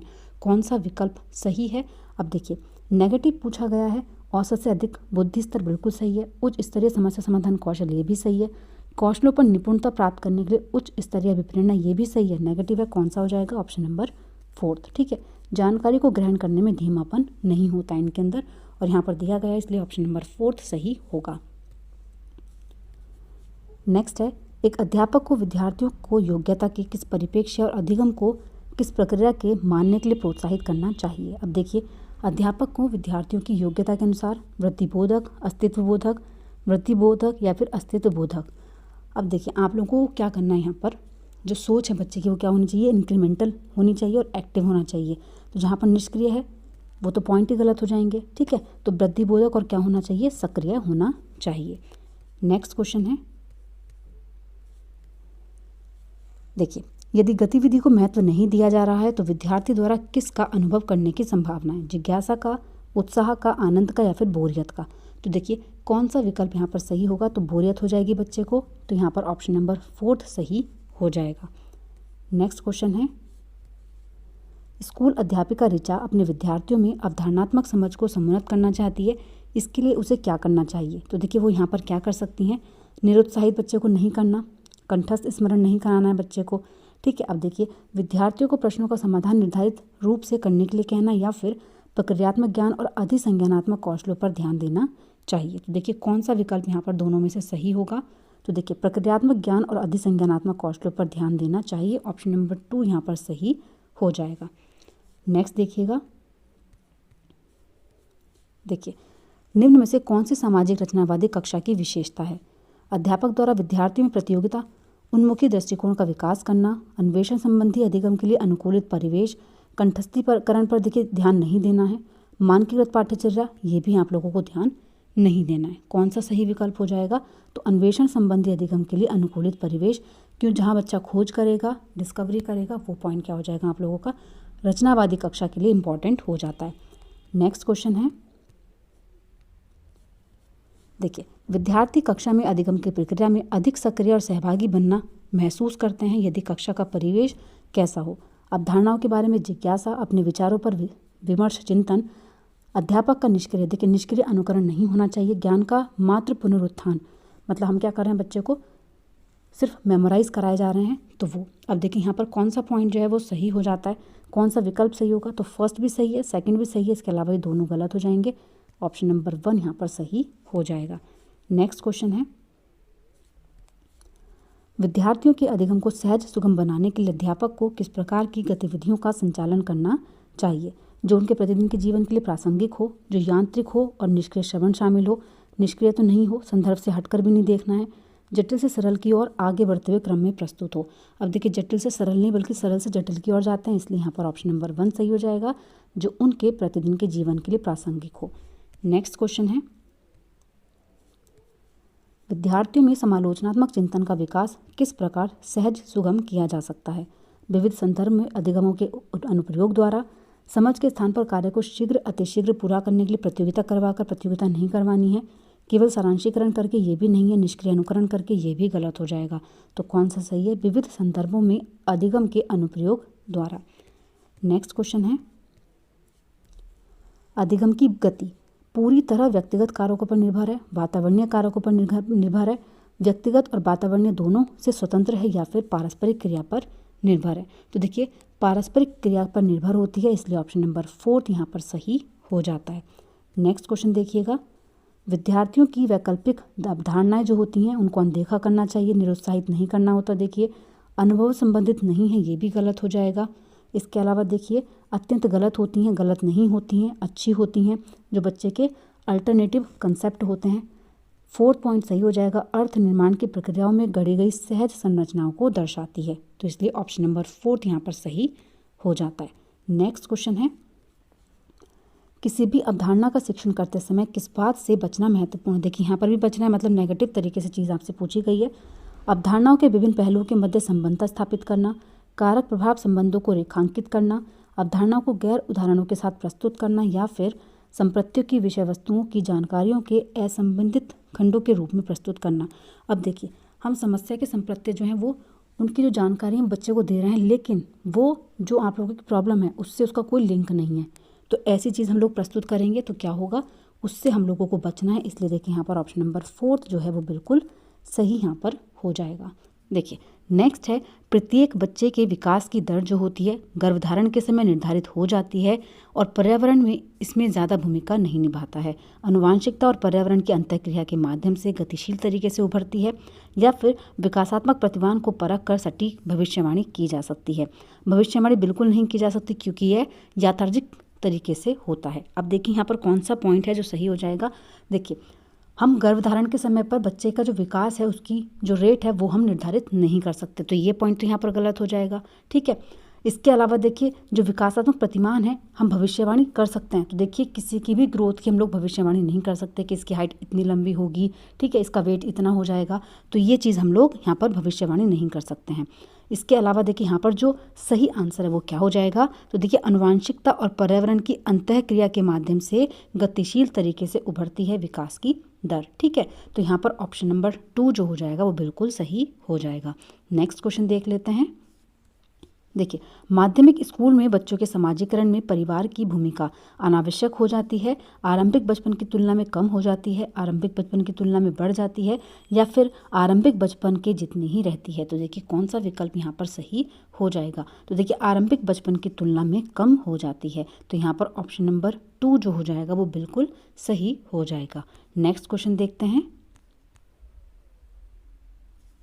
देखिए नेक्स्ट क्वेश्चन यहाँ पर दिया गया है, जीन पियाजे के सिद्धांत की एक प्रमुख आलोचना उनके द्वारा दिया गया विचार है कि बच्चे सक्रिय प्राणी हैं, बच्चे सूचना को निष्क्रिय रूप से ग्रहण करके सीखते हैं। तो देखिए बच्चे जो हैं वो निष्क्रिय रूप से नहीं बल्कि सक्रिय रूप से ग्रहण करके सीखते हैं, ये कहते हैं जीन पियाजे, तो ये पॉइंट तो गलत होगा। इसके अलावा देखिए ये आलोचना नहीं थी इनके सिद्धांत की, बच्चे सक्रिय प्राणी हैं, ये इनके सिद्धांत ये मानते थे कि जो बच्चे हैं वो क्या है, एक एक्टिव लर्नर हैं। ठीक है, आलोचना नहीं थी, क्रिटिसाइज नहीं किया गया है, इसलिए देखिए ये पॉइंट भी यहाँ पर गलत हो जाएगा, दोनों ही गलत हैं, इसलिए ऑप्शन नंबर 4 जो होगा यहाँ पर बिल्कुल सही होगा। नेक्स्ट क्वेश्चन देखते हैं। देखिए पियाजे के अनुसार इनमें से कौन सा कारक संज्ञानात्मक विकास में महत्वपूर्ण भूमिका निभाता है। पियाजे के अनुसार पूछा है, तो देखिए गतिविधि है, अनुकूलन है, भाषा है, या फिर रीइंफोर्समेंट है। देखिए भाषा की बात कौन करते हैं, तो भाषा की बात करते हैं लेव वाइगोत्स्की। ठीक है, कौन बात करते हैं, लेव वाइगोत्स्की करते हैं। जो जीन पियाजे हैं वो किसकी बात करते हैं कि बच्चा जो है वो क्या हो, एक्टिव लर्नर हो। ठीक है, एक्टिवली चीज़ें सीखे, तो वो क्या हो जाएगा, एक्टिविटी में हम लोग क्या करते हैं, एक्टिव तरीके से सीखते हैं, तो देखिए यहाँ पर ऑप्शन नंबर 1 जो हो जाएगा वो सही हो जाएगा। नेक्स्ट क्वेश्चन पर चलते हैं। निम्न में से कौन से युग्म का मिलान सही है। देखिए संवेदी चालक अवस्था दी गई है, पूर्व सक्रियात्मक अवस्था है, मूर्त सक्रियात्मक अवस्था है, औपचारिक सक्रियात्मक अवस्था है। कौन सा विकल्प जो है यहाँ पर देखिए करेक्टली यहाँ पर मैच है, ये चीज़ पूछी गई है, कौन सा सही हो जाएगा। अब देखिए जो संवेदी चालक अवस्था होती है, सेंसरी मोटर स्किल, तो देखिए इसमें क्या होता है, बच्चे की जो सेंसेस है वो डेवलप होती है, तो यहाँ पर बच्चे मूल समस्याओं पर तर्क कर सकते हैं, तो देखिए ये तो यहाँ पर गलत हो जाएगा। पूर्व सक्रियात्मक अवस्था में विकेंद्रीकरण बच्चे के अंदर आ जाता है सोच के अंदर, तो देखिए ये भी यहाँ पर गलत है। मूर्त सक्रियात्मक अवस्था वस्तु स्थायित्व और जीववादी सोच, देखिए ये आप लोगों की किस में आती है, जीववादी सोच पूर्व सक्रियात्मक अवस्था में आती है, ना कि मूर्त सक्रियात्मक अवस्था में, तो ये भी यहाँ पर गलत हो जाएगा। औपचारिक सक्रियात्मक में देखिए बच्चा अमूर्त चिंतन करने लगता है, तो देखिए यहाँ पर जो सही मिलान है वो है ऑप्शन नंबर 4। ठीक है, नेक्स्ट क्वेश्चन पर चलते हैं। देखिए नेक्स्ट है, एक बच्चा तर्क देता है कि यदि कानून लोगों की ज़रूरतों को पूरा नहीं कर रहे हैं तो उन्हें आपसी सहमति और लोकतांत्रिक प्रक्रियाओं के माध्यम से बदला जा सकता है। यह बच्चा कोल वर्ग के नैतिक विकास की कौन सी अवस्था में आता है। उत्तर पारंपरिक नैतिकता, पूर्व पारंपरिक नैतिकता, विषम नैतिकता, या फिर स्वायत्त नैतिकता। तो कौन सा देखिए यहाँ पर विकल्प है जो सही हो जाता है, तो बच्चा देखिए कौन से स्टेज में यहाँ पर पोस्ट कन्वेंशनल में है। ठीक है, कौन से स्टेज में है यहाँ पर, पोस्ट कन्वेंशनल स्टेज में, जहाँ बच्चा क्या कह रहा है कि अगर कानून लोगों की ज़रूरतों को पूरा नहीं कर रहे हैं तो हम क्या कर सकते हैं, हम आपसी सहमति से इन प्रक्रियाओं को क्या कर सकते हैं, बदल सकते हैं। तो ये बच्चा कब चिंतन लाता है, तो ये लाता है पोस्ट कन्वेंशनल स्टेज में। नेक्स्ट क्वेश्चन पर चलते हैं। देखिए लेव वाइगोत्स्की के अनुसार अर्थपूर्ण सीखने के लिए शिक्षकों को बच्चों को पाठ प्रदान करना चाहिए, अनुकूलन सुनिश्चित करना चाहिए, इनाम देने चाहिए, या फिर सज़ा देनी चाहिए। देखिए ना तो इनाम देना है ना ही सज़ा देनी है। इसके अलावा देखिए यहाँ पर जो करेक्ट आंसर आप लोगों का होगा वो क्या हो जाएगा, तो उनको स्कैफोल्डिंग, उनको हिंट देना है, उनकी हेल्प करनी है। ठीक है, क्वेश्चंस को सॉल्व करने में उनकी मदद करनी है, तो ये क्या हो जाएगा, ये अर्थपूर्ण सीखने के लिए शिक्षकों को बच्चों को पाठ प्रदान करना चाहिए, तो ऑप्शन नंबर 1 यहाँ पर बिल्कुल सही हो जाएगा। नेक्स्ट क्वेश्चन देखिएगा। देखिए नेक्स्ट है, प्रगतिशील कक्षा की विशेषता है कि बच्चे निष्क्रिय रूप से ज्ञान को प्राप्त करते हैं। देखिए जहाँ पर भी आप लोगों को दिखे निष्क्रिय, ये क्या होता है, ये पेडागोजी में नेगेटिव वर्ड होता है। तो जहाँ पर भी ये वर्ड होता है ये क्या हो जाता है, गलत हो जाता है। ठीक है, पॉजिटिव चीज़ पूछी गई है तो नेगेटिव तो हम टिक नहीं करेंगे, तो ये तो गलत है। शिक्षार्थी ज्ञान का निर्माण करता है, रटकर, देखिए रटकर भी क्या होता है, रटकर भी आप लोगों का नेगेटिव वर्ड होता है पेडागोजी में।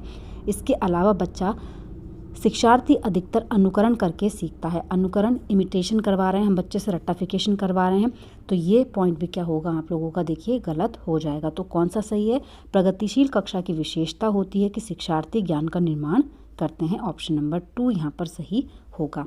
नेक्स्ट क्वेश्चन देखते हैं।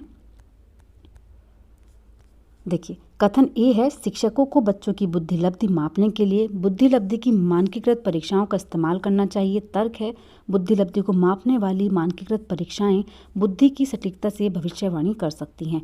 कौन सा विकल्प है जो यहाँ पर सही है, तो देखिए ना तो यहाँ पर हम मानकीकृत परीक्षण का इस्तेमाल करेंगे और ना ही देखिए हम जो बुद्धिलब्धि है उसकी भविष्यवाणी की जा सकती है। दोनों ही पॉइंट यहाँ पर गलत हैं, इसलिए ऑप्शन नंबर 4 यहाँ पर सही हो जाएगा।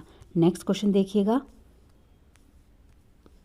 देखिए, जिन व्यक्तियों में लय, ताल, स्वर, माधुर्य के प्रति संवेदनशीलता होती है उनमें कौन सी बुद्धि अधिक मात्रा में होती है। देखिए, म्यूजिकल इंटेलिजेंस होगी, शारीरिक गति संवेदनात्मक होगी, इंटरपर्सनल होगी या फिर भाषाई बुद्धि होगी। देखिए मैंने आप लोगों को बार बार बताया भाषाई बुद्धि किसके अंदर पाई जाती है, जब हम लेखकों की बात करते हैं। ठीक है, राइटर जो होते हैं उनके अंदर होती है भाषाई बुद्धि।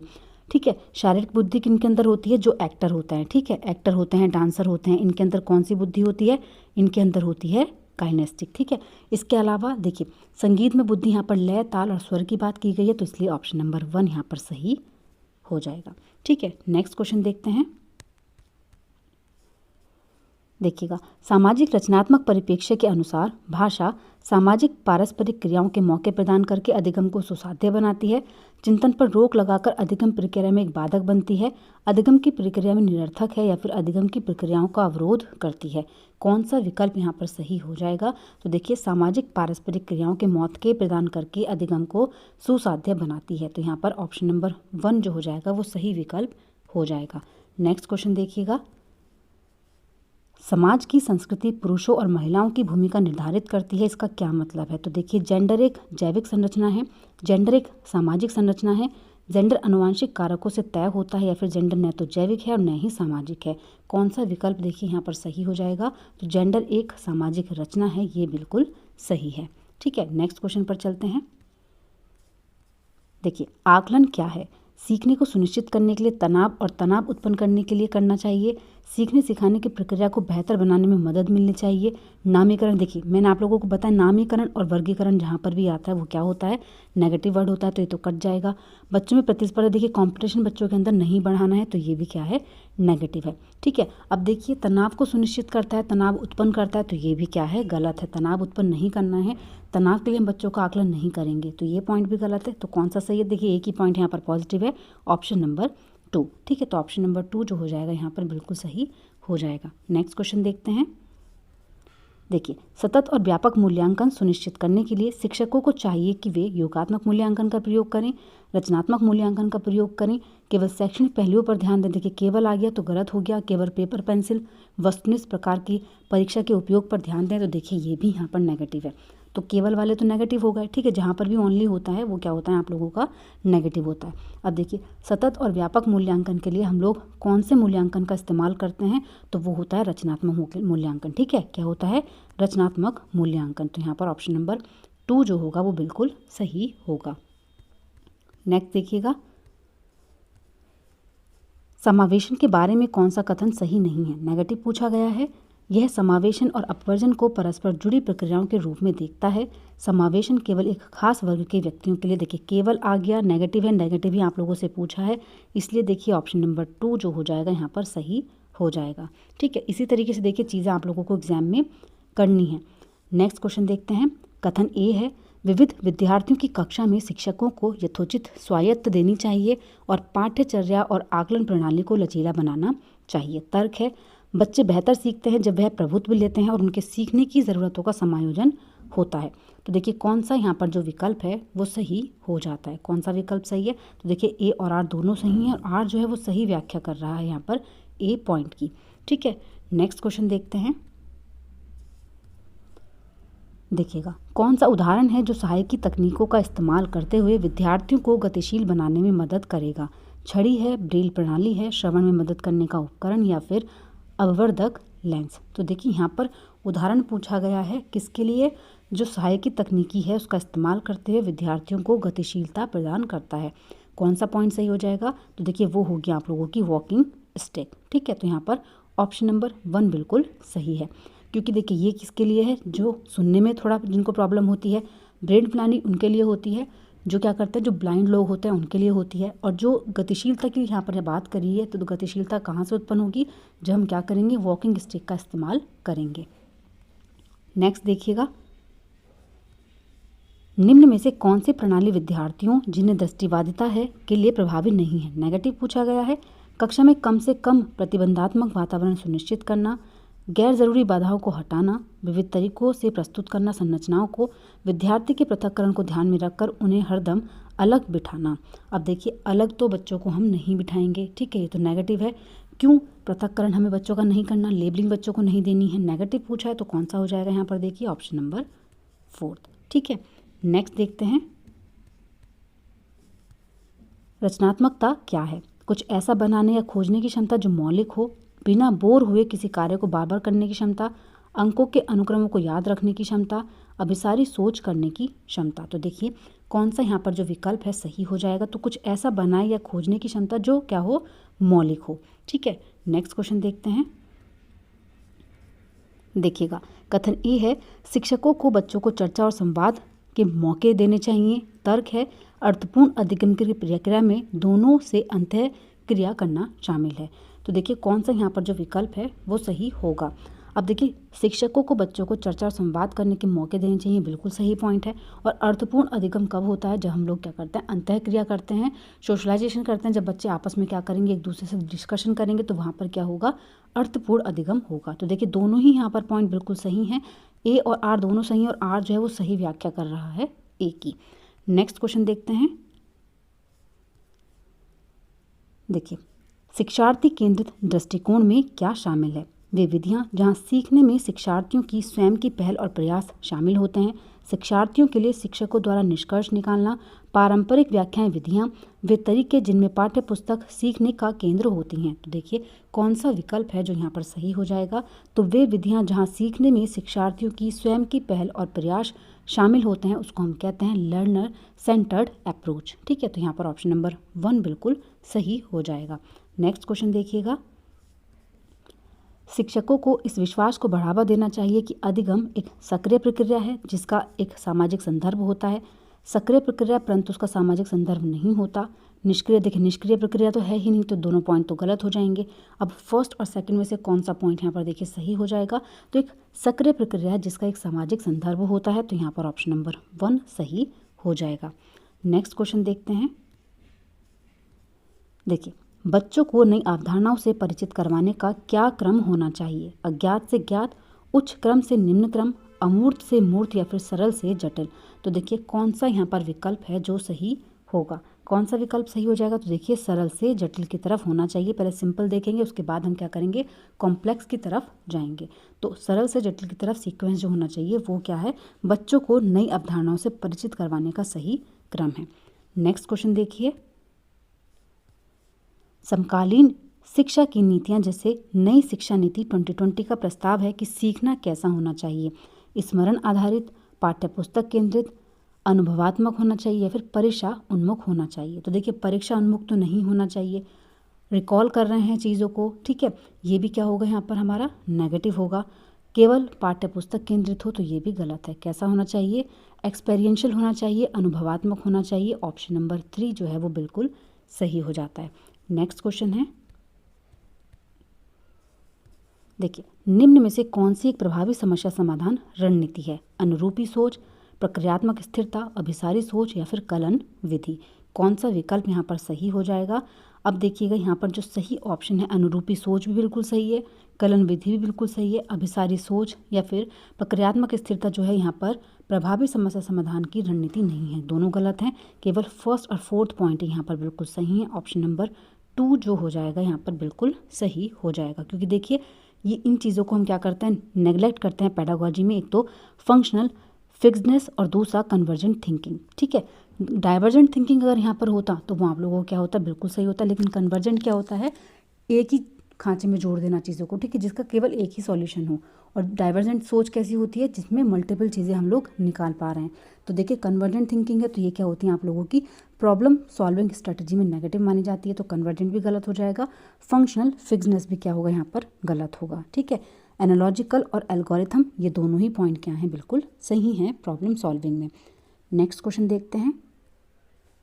देखिए, कक्षा में मौलिक रूप से खोज और चिंतन को बढ़ावा देना बच्चों को प्रभावी समस्या समाधानकर्ताओं बनने के लिए प्रेरित करता है, सामाजिक रचनात्मक कक्षाओं के निर्माण में अवरोध पैदा करता है, अर्थपूर्ण अधिगम पर नकारात्मक प्रभाव डालता है, या फिर समालोचनात्मक चिंतन को बढ़ावा देने में ध्यान हटाता है। कौन सा विकल्प सही हो जाएगा? देखिए, बच्चों को प्रभावी समस्या समाधानकर्ताएं बनने के लिए प्रेरित करता है। नेक्स्ट क्वेश्चन है, महारत उन्मुख शिक्षार्थियों की क्या विशेषता है? विफलता का कम डर, क्षमता का वार्षिक दृष्टिकोण, विफलता का कम डर, क्षमता का स्थिर दृष्टिकोण, उच्च भय, क्षमता का वार्षिक दृष्टिकोण, उच्च भय और क्षमता का स्थिर दृष्टिकोण।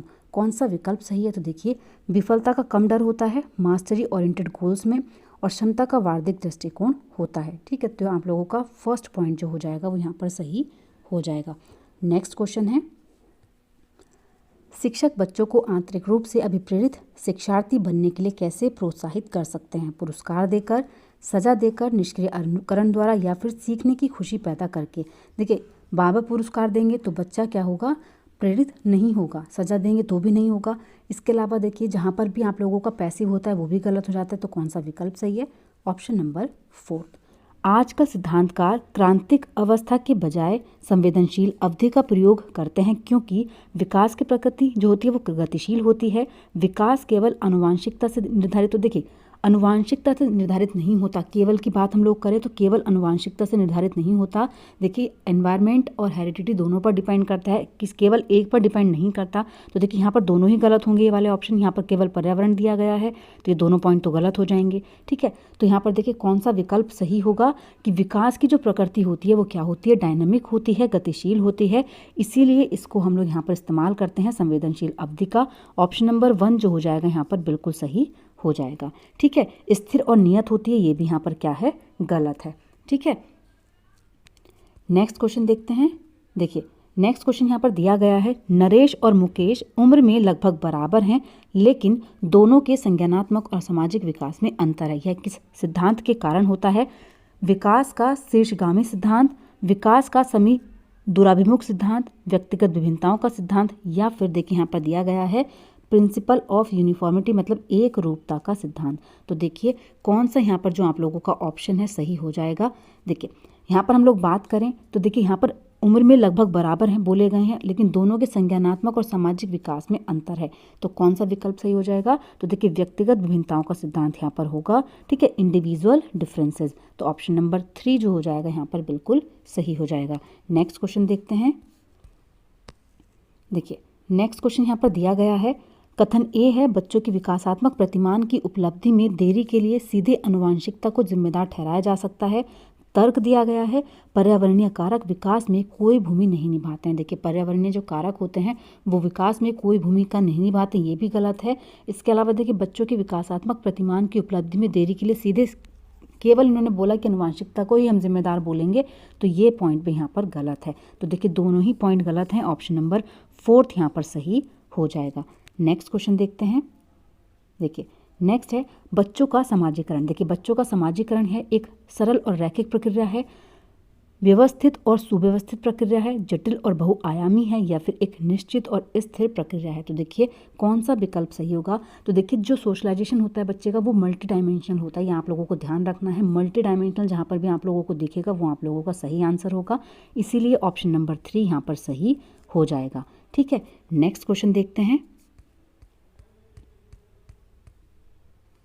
देखिए, नेक्स्ट क्वेश्चन यहाँ पर दिया गया है, संज्ञानात्मक विकास के किस चरण में बच्चे अनुमान लगाने और अमूर्त चिंतन करने के कौशल हासिल कर लेते हैं? संवेदी चालक, पूर्व सक्रियात्मक, मूर्त सक्रियात्मक या फिर औपचारिक सक्रियात्मक। तो देखिए कहाँ पर बच्चा क्या करता है, अमूर्त चिंतन करने के कौशल हासिल कर लेता है। तो देखिए कौन सा विकल्प सही होगा, तो वो स्थिति आप लोगों की होती है औपचारिक सक्रियात्मक। ठीक है, कौन सी स्टेज में आकर के करता है बच्चा, तो यहाँ पर औपचारिक सक्रियात्मक स्टेज में आके बच्चा जो है वो अमूर्त चिंतन करने लग जाता है। नेक्स्ट देखिएगा, देखिए नेक्स्ट क्वेश्चन यहाँ पर है, जीन पियाजे के सिद्धांत में जब बच्चा नए अनुभव के लिए मौजूदा स्कीमा को संशोधित करता है, देखिए मॉडिफाई कर रहा है, तो वह प्रक्रिया क्या कहलाती है। तो यहाँ पर समायोजन है, संगठन है, अभिसंज्ञान है या फिर पान है। तो देखिए जब बच्चा क्या करता है, संशोधन, देखिए मैंने आप लोगों को बार बार बताया मॉडिफाई, जहाँ पर भी मॉडिफाई वर्ड का इस्तेमाल होगा तो वहाँ पर क्या हो जाएगा आप लोगों का अकोमोडेशन। देखिए मैं से आप लोग याद रख सकते हैं मॉडिफाई मतलब अकोमोडेशन। तो यहाँ पर समायोजन कर रहा है बच्चा, ऑप्शन नंबर 1 यहाँ पर बिल्कुल सही हो जाएगा। ठीक है, नेक्स्ट क्वेश्चन देखते हैं। देखिए नेक्स्ट है, जीन पियाजे के अनुसार आत्म केंद्रिता के क्या मायने हैं।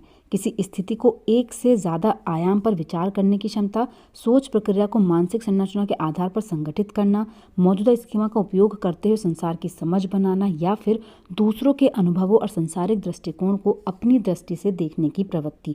तो देखिए कौन सा विकल्प सही हो जाएगा, तो जीन पियाजे के अनुसार जो आत्म केंद्रिता का मायना होता है वो क्या होता है, दूसरों के अनुभवों और संसारिक दृष्टिकोण को अपनी दृष्टि से देखने की प्रवृत्ति। ठीक है, ऑप्शन नंबर 4 जो है यहाँ पर बिल्कुल सही विकल्प है।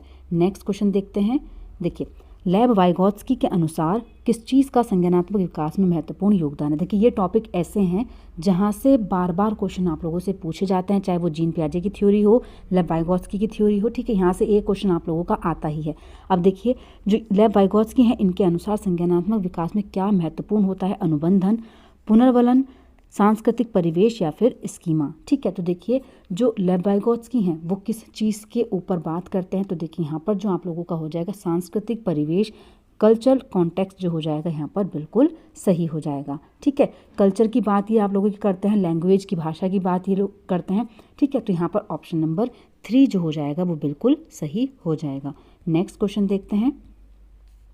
देखिए लेब वाइगोत्स्की के सिद्धांतों पर आधारित कक्षा में किसको महत्वता दी जाती है, सहस्वर पाठ और रटने को, सहयोगात्मक सीखने को, इनाम और सजा के उपयोग को, या फिर प्रतिक्रियाओं के अनुबंधन को। तो देखिए कौन सा विकल्प सही हो जाएगा, तो जो लेब वाइगोत्स्की हैं उनकी जो कक्षा है वो किस सिद्धांत पर आधारित है, तो वो है सहयोगात्मक सीखने को। ठीक है, सहयोगात्मक सीखना, रटने को ये बढ़ावा नहीं देते, ना ही इनाम और सजा को देते हैं और ना ही अनुबंधन को देते हैं। ऑप्शन नंबर 2 यहाँ पर सही हो जाएगा। नेक्स्ट क्वेश्चन देखिए। देखिए लॉरेंस कोलबर्ग ने अपने सिद्धांत में नैतिक विकास के कितने चरण प्रतिपादित किए हैं, तो कितने चरणों की ये बात करते हैं जो लॉरेंस कोलबर्ग हैं, 6 हैं, 7 हैं, 5 हैं या फिर 4 हैं। तो देखिए कौन सा यहाँ पर सही विकल्प हो जाएगा, तो इन्होंने जो चरण दिए हैं वो कितने हैं, वो हैं आप लोगों के 6 चरण हैं। ठीक है, 3 लेबल हैं लेकिन चरण कितने हैं, 6 यहाँ पर बताए गए हैं। नेक्स्ट देखिएगा। देखिए कोलबर्ग के नैतिक विकास के किस चरण में व्यक्तियों का मानना है कि सामाजिक व्यवस्था को बनाए रखने के लिए निश्चित नियमों का पालन किया जाना चाहिए। तो देखिए यांत्रिक सापेक्षता अभिविन्यास, सजा और आज्ञाकारिता, कानून और व्यवस्था अभिविन्यास, या फिर अच्छा लड़का और अच्छी लड़की अभिविन्यास। तो देखिए कोलबर्ग ने अपने कौन से चरण में ये माना है कि व्यक्तियों का मानना है कि सामाजिक व्यवस्था को बनाए रखने के लिए निश्चित नियमों का पालन करना चाहिए। तो जो आप लोगों का सही आंसर है वो किसमें कहा गया है, कानून और व्यवस्था अभिविन्यास में ये बात कही गई है। ऑप्शन नंबर 3 यहाँ पर सही होगा। नेक्स्ट क्वेश्चन देख लेते हैं। देखिए नेक्स्ट है, हॉवर्ड गार्डनर के सिद्धांत के अनुसार नर्तकियों, धावकों और अभिनेताओं के पास कौन सी बुद्धि अधिक होती है। देखिए बात की गई यहाँ पर डांसर की, एथलीट की और एक्टर की, तो उनके पास स्थानिक बुद्धि, देखिए स्थान की तो बात यहाँ पर नहीं हुई है तो ये तो गलत होगा। भाषाई बुद्धि होती है, शारीरिक गति संवेदनात्मक बुद्धि होती है, या फिर अंतर्वैयक्तिक बौद्धिकता होती है। ठीक है, जब देखिए हम खुद के अंदर के इमोशंस की बात करते हैं तो वहाँ पर आती है इंट्रापर्सनल। ठीक है, जब हम लैंग्वेज की बात करते हैं तो वहाँ पर आती है भाषाई बुद्धि, जो लेखकों के पास होती है। ठीक है, वो होती है भाषाई बुद्धि। इसके अलावा स्थानिक इंटेलिजेंस की यहाँ पर कोई बात नहीं हुई है। तो देखिए कौन सा विकल्प सही हो जाएगा, तो देखिए यहाँ पर है शारीरिक गति संवेदनात्मक। जहाँ पर बात होती है डांस की तो हम लोग क्या कर रहे हैं, वहाँ पर अपनी बॉडी का इस्तेमाल कर रहे हैं, तो ऐसा आप लोग याद कर सकते हैं, शारीरिक गति संवेदनात्मक बुद्धि यहाँ पर सही आंसर हो जाएगा। नेक्स्ट क्वेश्चन देखते हैं। देखिए सह शिक्षा कक्षा में लड़कों के लिए एक शिक्षक की टिप्पणी, पुरुष बनो, लड़कियों की तरह व्यवहार मत करो, किसको बढ़ावा देता है? जेंडर समानता को, जेंडर रूढ़िवत्ता को, जेंडर भूमिका में लचीलापन या फिर जेंडर समता। तो देखिए कौन सा यहाँ पर सही विकल्प हो जाएगा? तो देखिए जेंडर रूढ़िवादिता को यहाँ पर बढ़ावा दिया जा रहा है। ऑप्शन नंबर 2 जो हो जाएगा वो बिल्कुल सही होगा। नेक्स्ट क्वेश्चन देखते हैं। देखिए बच्चों के आकलन के बारे में निम्न में से कौन सा कथन सही है? मूल्यांकन का प्राथमिक उद्देश्य तुलना है, आकलन का प्राथमिक उद्देश्य चिंता और भय उत्पन्न करना है, मूल्यांकन विभिन्न साधनों का उपयोग करके किया जाना चाहिए, या फिर मूल्यांकन में बच्चों द्वारा स्वयं मूल्यांकन शामिल नहीं होना चाहिए। देखिए सेल्फ असेसमेंट ज़रूरी है, तो ये देखिए यहाँ पर नेगेटिव दिया गया, तो ये तो गलत हो जाएगा। कौन सा विकल्प सही है? तो वो हो जाएगा मूल्यांकन विभिन्न साधनों का उपयोग करके किया जाना चाहिए। ठीक है, तो ऑप्शन नंबर 3 जो है वो यहाँ पर बिल्कुल सही है। नेक्स्ट क्वेश्चन देखते हैं। देखिए निम्न में से कौन सा समावेशी शिक्षा की भावना का पालन नहीं करता? नेगेटिव पूछा गया है, विभेदित निर्देश हैं, सीखने के लिए सार्वभौमिक डिजाइन, पृथकीकरण और नामीकरण, या फिर सहयोगपूर्ण सीखना। तो देखिए पेडागोजी में जहाँ पर भी आपको नामीकरण, लेबलिंग देखने को मिले, देखिए लेबलिंग जहाँ पर होती है वो क्या होता है? वो नेगेटिव वर्ड माना जाता है। पेडागोजी में हम बच्चों को लेबल नहीं देंगे। ठीक है, अब जहाँ पर भी बच्चों को हम पृथक कर रहे हैं, अलग अलग कर रहे हैं, या फिर उनको नामीकरण कर रहे हैं, वो क्या है? वो नेगेटिव वर्ड है। नेगेटिव यहाँ पर पूछा गया है, तो देखिए ऑप्शन नंबर 3 जो है वो बिल्कुल सही विकल्प यहाँ पर हो जाएगा। नेक्स्ट क्वेश्चन पर चलते हैं। देखिए वंचित पृष्ठभूमि के छात्रों वाली कक्षा में एक शिक्षक को किसके अनुभवों को साझा करने की अनुमति देनी चाहिए? सभी को अपने अनुभव कक्षा में लाने से हतोत्साहित। देखिए जहाँ पर भी बच्चे को डिस्करेज कर रहे हैं, डिस्करेज नहीं करना है, बच्चे को एनकरेज करना है, तो ये पॉइंट गलत हो जाएगा। केवल प्रभावशाली समूहों के बच्चों को, देखिए केवल हम अच्छे बच्चों को वहाँ पर बोलेंगे कि तुम लोग अपना अनुभव साझा करो और बच्चे चुप रहेंगे, तो ये भी क्या होता है? ये भी गलत माना जाता है पेडागोजी में। नेक्स्ट है केवल वंचित समूहों के, देखिए जो वंचित समूह के बच्चे हैं सिर्फ उनको अनुभव साझा करने के लिए बोलेंगे, तो ये पॉइंट भी यहाँ पर गलत है। तो देखिए कौन सा सही यहाँ पर विकल्प हो जाएगा? तो देखिए ऑप्शन नंबर 4 यहाँ पर बिल्कुल सही। देखिए सारे कट गए यहाँ पर क्योंकि सारे नेगेटिव दिए गए हैं, तो एक ही ऑप्शन यहाँ पर बचता है। ऑप्शन नंबर 4 जो हो जाएगा वो सही हो जाएगा। अपने स्वयं के अनुभव साझा करके सभी बच्चों को अपने अनुभव साझा करने के लिए प्रोत्साहित करना चाहिए। ठीक है, नेक्स्ट क्वेश्चन देखते हैं। देखिए नेक्स्ट यहाँ पर है शारीरिक गति विकलांगता से जूझते छात्रों को समायोजित करने के लिए स्कूल को पहुंच और बाधा मुक्त वातावरण की सुविधा प्रदान करनी चाहिए, जिसमें कौन कौन से प्रावधान शामिल होने चाहिए? पहला है पहिया कुर्सी और व्हील चेयर, वोकर, हैंड रेल के साथ रैंप, या फिर उभरा हुआ टाइल, या फिर ब्रेल प्रणाली। तो देखिए ब्रेल प्रणाली तो किन के लिए की जाती है?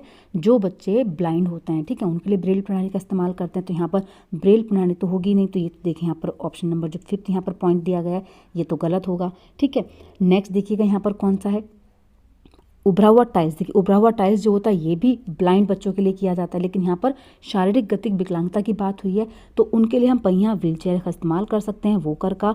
इसके अलावा हैंड रेल के साथ रैंप, ये तीनों ही सही हो जाएंगे, मतलब ऑप्शन नंबर 1 यहाँ पर सही होगा। ठीक है, नेक्स्ट क्वेश्चन पर चलते हैं। देखिए निम्न में से कौन सी अधिगम अक्षमता से जूझने वाले छात्रों की विशिष्ट पहचान विशेषताएं हैं? पढ़ने में शब्दों या पंक्तियों को छोड़ देते हैं, 2 फीट की दूरी के परे चीज़ें नहीं देख सकते, देखिए ये तो ब्लाइंड है, एक ही गति क्रिया को बार बार करते हैं, या फिर 70 dB की आवाज़ नहीं सुन सकते। तो यहाँ पर देखिए पूछा गया है किसकी? अधिगम अक्षमता से जूझने वाले विद्यार्थियों की बात की गई है। तो उनको किस चीज़ में प्रॉब्लम होती है? तो उनको होती है कि पढ़ने में शब्दों या फिर पंक्तियों को छोड़ देते हैं और वर्तनी में गलती करते हैं। तो यहाँ पर ऑप्शन नंबर 1 बिल्कुल सही हो जाएगा। ठीक है, नेक्स्ट क्वेश्चन देखते हैं। प्रतिभाशाली बच्चों के बारे में निम्न में से कौन सा कथन सही है? प्रतिभाशाली बच्चों को किसी भी खास शैक्षणिक संशोधन की आवश्यकता नहीं होती है। प्रतिभाशाली बच्चों को बार बार करने के लिए बहुत ही सरल नियमित कार्य दिए जाने चाहिए। प्रतिभाशाली बच्चों में बहुत अधिक भावात्मक परिपक्वता होती है, या फिर प्रतिभाशाली बच्चों की सीखने की विशेष ज़रूरतें होती हैं जिन्हें अक्सर कक्षाओं में नज़रअंदाज कर दिया जाता है। तो देखिए ये पॉइंट बिल्कुल सही है। जो प्रतिभाशाली बच्चे होते हैं वो क्या होते हैं? काफ़ी एक्टिव होते हैं, इनको सीखने की विशेष ज़रूरतें होती हैं जिनको कक्षा में क्या करते हैं? इग्नोर कर दिया जाता है। तो ऑप्शन नंबर 4 यहाँ पर सही हो जाएगा। ठीक है, नेक्स्ट क्वेश्चन देख लेते हैं। देखिए नेक्स्ट यहाँ पर है माध्यमिक कक्षाओं में छात्रों की सक्रिय भागीदारी होती है उसको किसके द्वारा बढ़ावा दिया जाना चाहिए? सकारात्मक और नकारात्मक पुनर्वलन द्वारा, निष्क्रिय श्रवण। देखिए जहाँ पर निष्क्रिय की बात होती है, इनएक्टिव, तो देखिए ये यहाँ पर गलत पॉइंट हो जाता है। प्रतियोगिता को बढ़ाकर, देखिए बच्चों में कंपटीशन को नहीं बढ़ावा देना, ठीक है, कंपटीशन को बढ़ावा नहीं देना, ये भी नेगेटिव वर्ड होता है।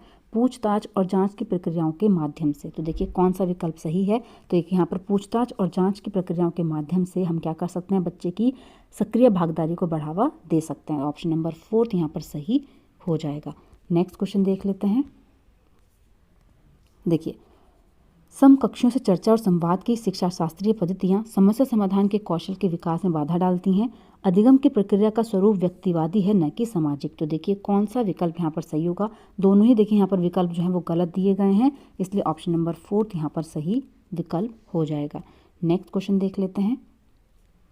देखिए एक शिक्षक को अपने विद्यार्थियों को किस प्रकार के लक्ष्य निर्धारित करने के लिए प्रोत्साहन देना चाहिए?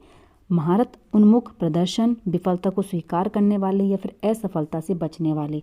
तो देखिए कौन सा विकल्प सही है? तो देखिए लक्ष्य निर्धारित करने के लिए हमेशा बच्चे को क्या करना है? मास्टरी ओरिएंटेड बनाना है, महारत उन्मुख बनाना है। तो यहाँ पर देखिए फर्स्ट पॉइंट गलत सही हो जाएगा। और देखिए यहाँ पर परफॉर्मेंस ओरिएंटेड लिखा हुआ है, तो परफॉर्मेंस के लिए हमें नहीं करना है, फेलियर को एक्सेप्ट करने के लिए नहीं करना है, ना ही फेलियर को अवॉइड करने के लिए करना है, ठीक है। तो बच्चे को किस चीज़ के लिए एनकरेज करेंगे? मास्टरी ओरिएंटेड बनाने के लिए। तो यहाँ पर ऑप्शन नंबर 1 बिल्कुल सही होगा। नेक्स्ट क्वेश्चन देख लेते हैं। देखिए एक व्यक्ति की धारणाएं उसके सीखने पर एक महत्वपूर्ण प्रभाव डालती हैं। निम्न में से कौन सी धारणा सीखने पर एक सकारात्मक प्रभाव डालेगी? मुझ में जन्मजात कोई क्षमता मौजूद नहीं है, शिक्षक हमेशा कठिन प्रश्न पत्र बनाते हैं, अच्छे या बुरे अंक आना अपने प्रयास पर निर्भर करता है, या फिर भूगोल शास्त्र में मेरे कभी भी अच्छे अंक नहीं आए और मेरे प्रयास करने पर भी इसमें अच्छे अंक नहीं आ पाएंगे। तो देखिए यहाँ पर व्यक्ति की धारणाएं हैं जो उसके सीखने पर एक महत्वपूर्ण जो प्रभाव है वो डाल रही है। तो इस सकारात्मक पॉइंट यहाँ पर पूछा गया है। तो देखिए कौन सा विकल्प यहाँ आप लोगों का सही होगा? तो कौन सा विकल्प सही है? देखिए यहाँ पर देखिए ऑप्शन नंबर 3 यहाँ पर सही हो जाएगा, क्योंकि देखिए इन्होंने बोला है सकारात्मक प्रभाव की बात की गई है, तो अच्छे या बुरे अंक लाना अपने प्रयास पर निर्भर करता है। ये पॉइंट क्या है? ये बच्चे के अंदर एक सकारात्मक प्रभाव डालेगा, ठीक है। नेक्स्ट क्वेश्चन देख लेते हैं। देखिए संरचनावाद का सिद्धांत क्या कहता है? सीखने में अधिगमकर्ताओं की भूमिका को महत्वपूर्ण मानता है, जानकारी के स्मरण और प्रत्यास्मरण की परीक्षा पर जोर देता है। देखिए हम लोगों को बच्चे को रट्टाफिकेशन नहीं कराना, ठीक है, मेमोराइज बार इन्फॉर्मेशन को नहीं कराना, तो ये पॉइंट तो गलत हो गया, ठीक है। प्रबुद्ध भूमिका पर जोर देना ये भी गलत है। अधिगम में भूमिका पर जोर देना निष्क्रिय, देखिए निष्क्रिय जहाँ पर आता है वो क्या होता है? गलत पॉइंट होता है, तो ये भी नेगेटिव हो जाएगा। तो कौन सा सही है? सीखने में अधिगमकर्ता की भूमिका को महत्वपूर्ण मानता है। नेक्स्ट क्वेश्चन देखते हैं। देखिए बच्चे निम्न में से किस आधार पर अगले ज्ञान का निर्माण करते हैं? जो उनके लिए अप्रासंगिक है, जो वह पहले से समझते हैं, जो उनके लिए अज्ञात है, या फिर जो उनके वर्तमान संज्ञानात्मक स्तर से बहुत परे है? तो देखिए कौन सा विकल्प यहाँ पर सही होगा? तो जो वह पहले से समझते हैं, यहाँ पर बिल्कुल सही पॉइंट है। नेक्स्ट क्वेश्चन देख लेते हैं। देखिए संज्ञान और संवेगों के बारे में कौन सा कथन सही है? तो संज्ञान और संवेग जो हैं, देखिए उनके बारे में कौन सा कथन यहाँ पर सही हो जाएगा? तो देखिए संज्ञान और संवेग जो है वो एक दूसरे से गुंधे हुए हैं और एक दूसरे को प्रभावित करते हैं। ऑप्शन नंबर 2 जो है यहाँ पर बिल्कुल सही होगा। नेक्स्ट क्वेश्चन देख लेते हैं। किन शैक्षिक प्रमाणियों द्वारा छात्रों में सार्थक अधिगम को प्रोत्साहन नहीं किया जा सकता? नेगेटिव देखिए यहाँ पर कौन सा है? जहाँ पर हम एक्सप्लोरेशन की बात करते हैं पॉजिटिव पॉइंट होता है, ठीक है। दूसरा देखिए जहाँ पर देखिए हम लोग देखते हैं निष्क्रिय जहाँ पर होता है क्या होता है? नेगेटिव वर्ड होता है। नेगेटिव पूछा गया है तो कौन सा पॉइंट सही हो जाएगा? ऑप्शन नंबर 4, ठीक है। नेक्स्ट क्वेश्चन देखते हैं।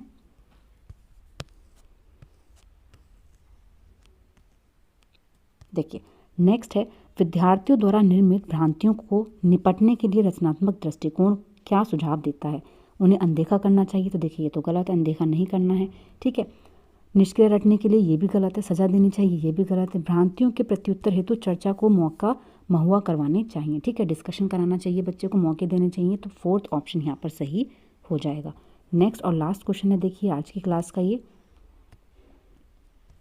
देखिए कथन ए है स्कूलों को माता पिता को किसी भी तरह से उनके बच्चे की शिक्षा में शामिल नहीं करना चाहिए। तर्क दिया गया समुदाय के साथ संपर्क स्थापित करने से विद्यार्थियों के अर्थपूर्ण अधिगम में बाधा उत्पन्न होती है। तो देखिए कौन सा विकल्प यहाँ पर सही होगा।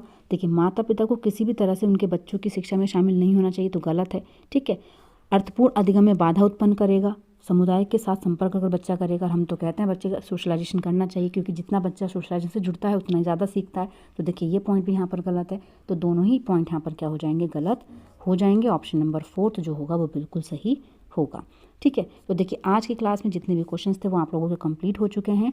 ठीक है, साथ ही देखिए जो क्लासेस आप लोगों की चल रही हैं, हिस्ट्री, ज्योग्राफी, एसएसटी के जो क्लासेस हैं वो भी अपनी रेगुलर लगाते रहिए। काफ़ी अच्छे क्वेश्चन वहाँ पर आप लोगों को कराए जा रहे हैं। ठीक है, तो आज की क्लास यहीं पर कंप्लीट करते हैं। अगर आप लोगों को मेरी क्लास अच्छी लगी हो तो प्लीज़ मेरे चैनल को लाइक करें, सब्सक्राइब करें और शेयर करें। ऐसी ही और वीडियोज़ के लिए मेरे चैनल पर बने रहिए। Thank you.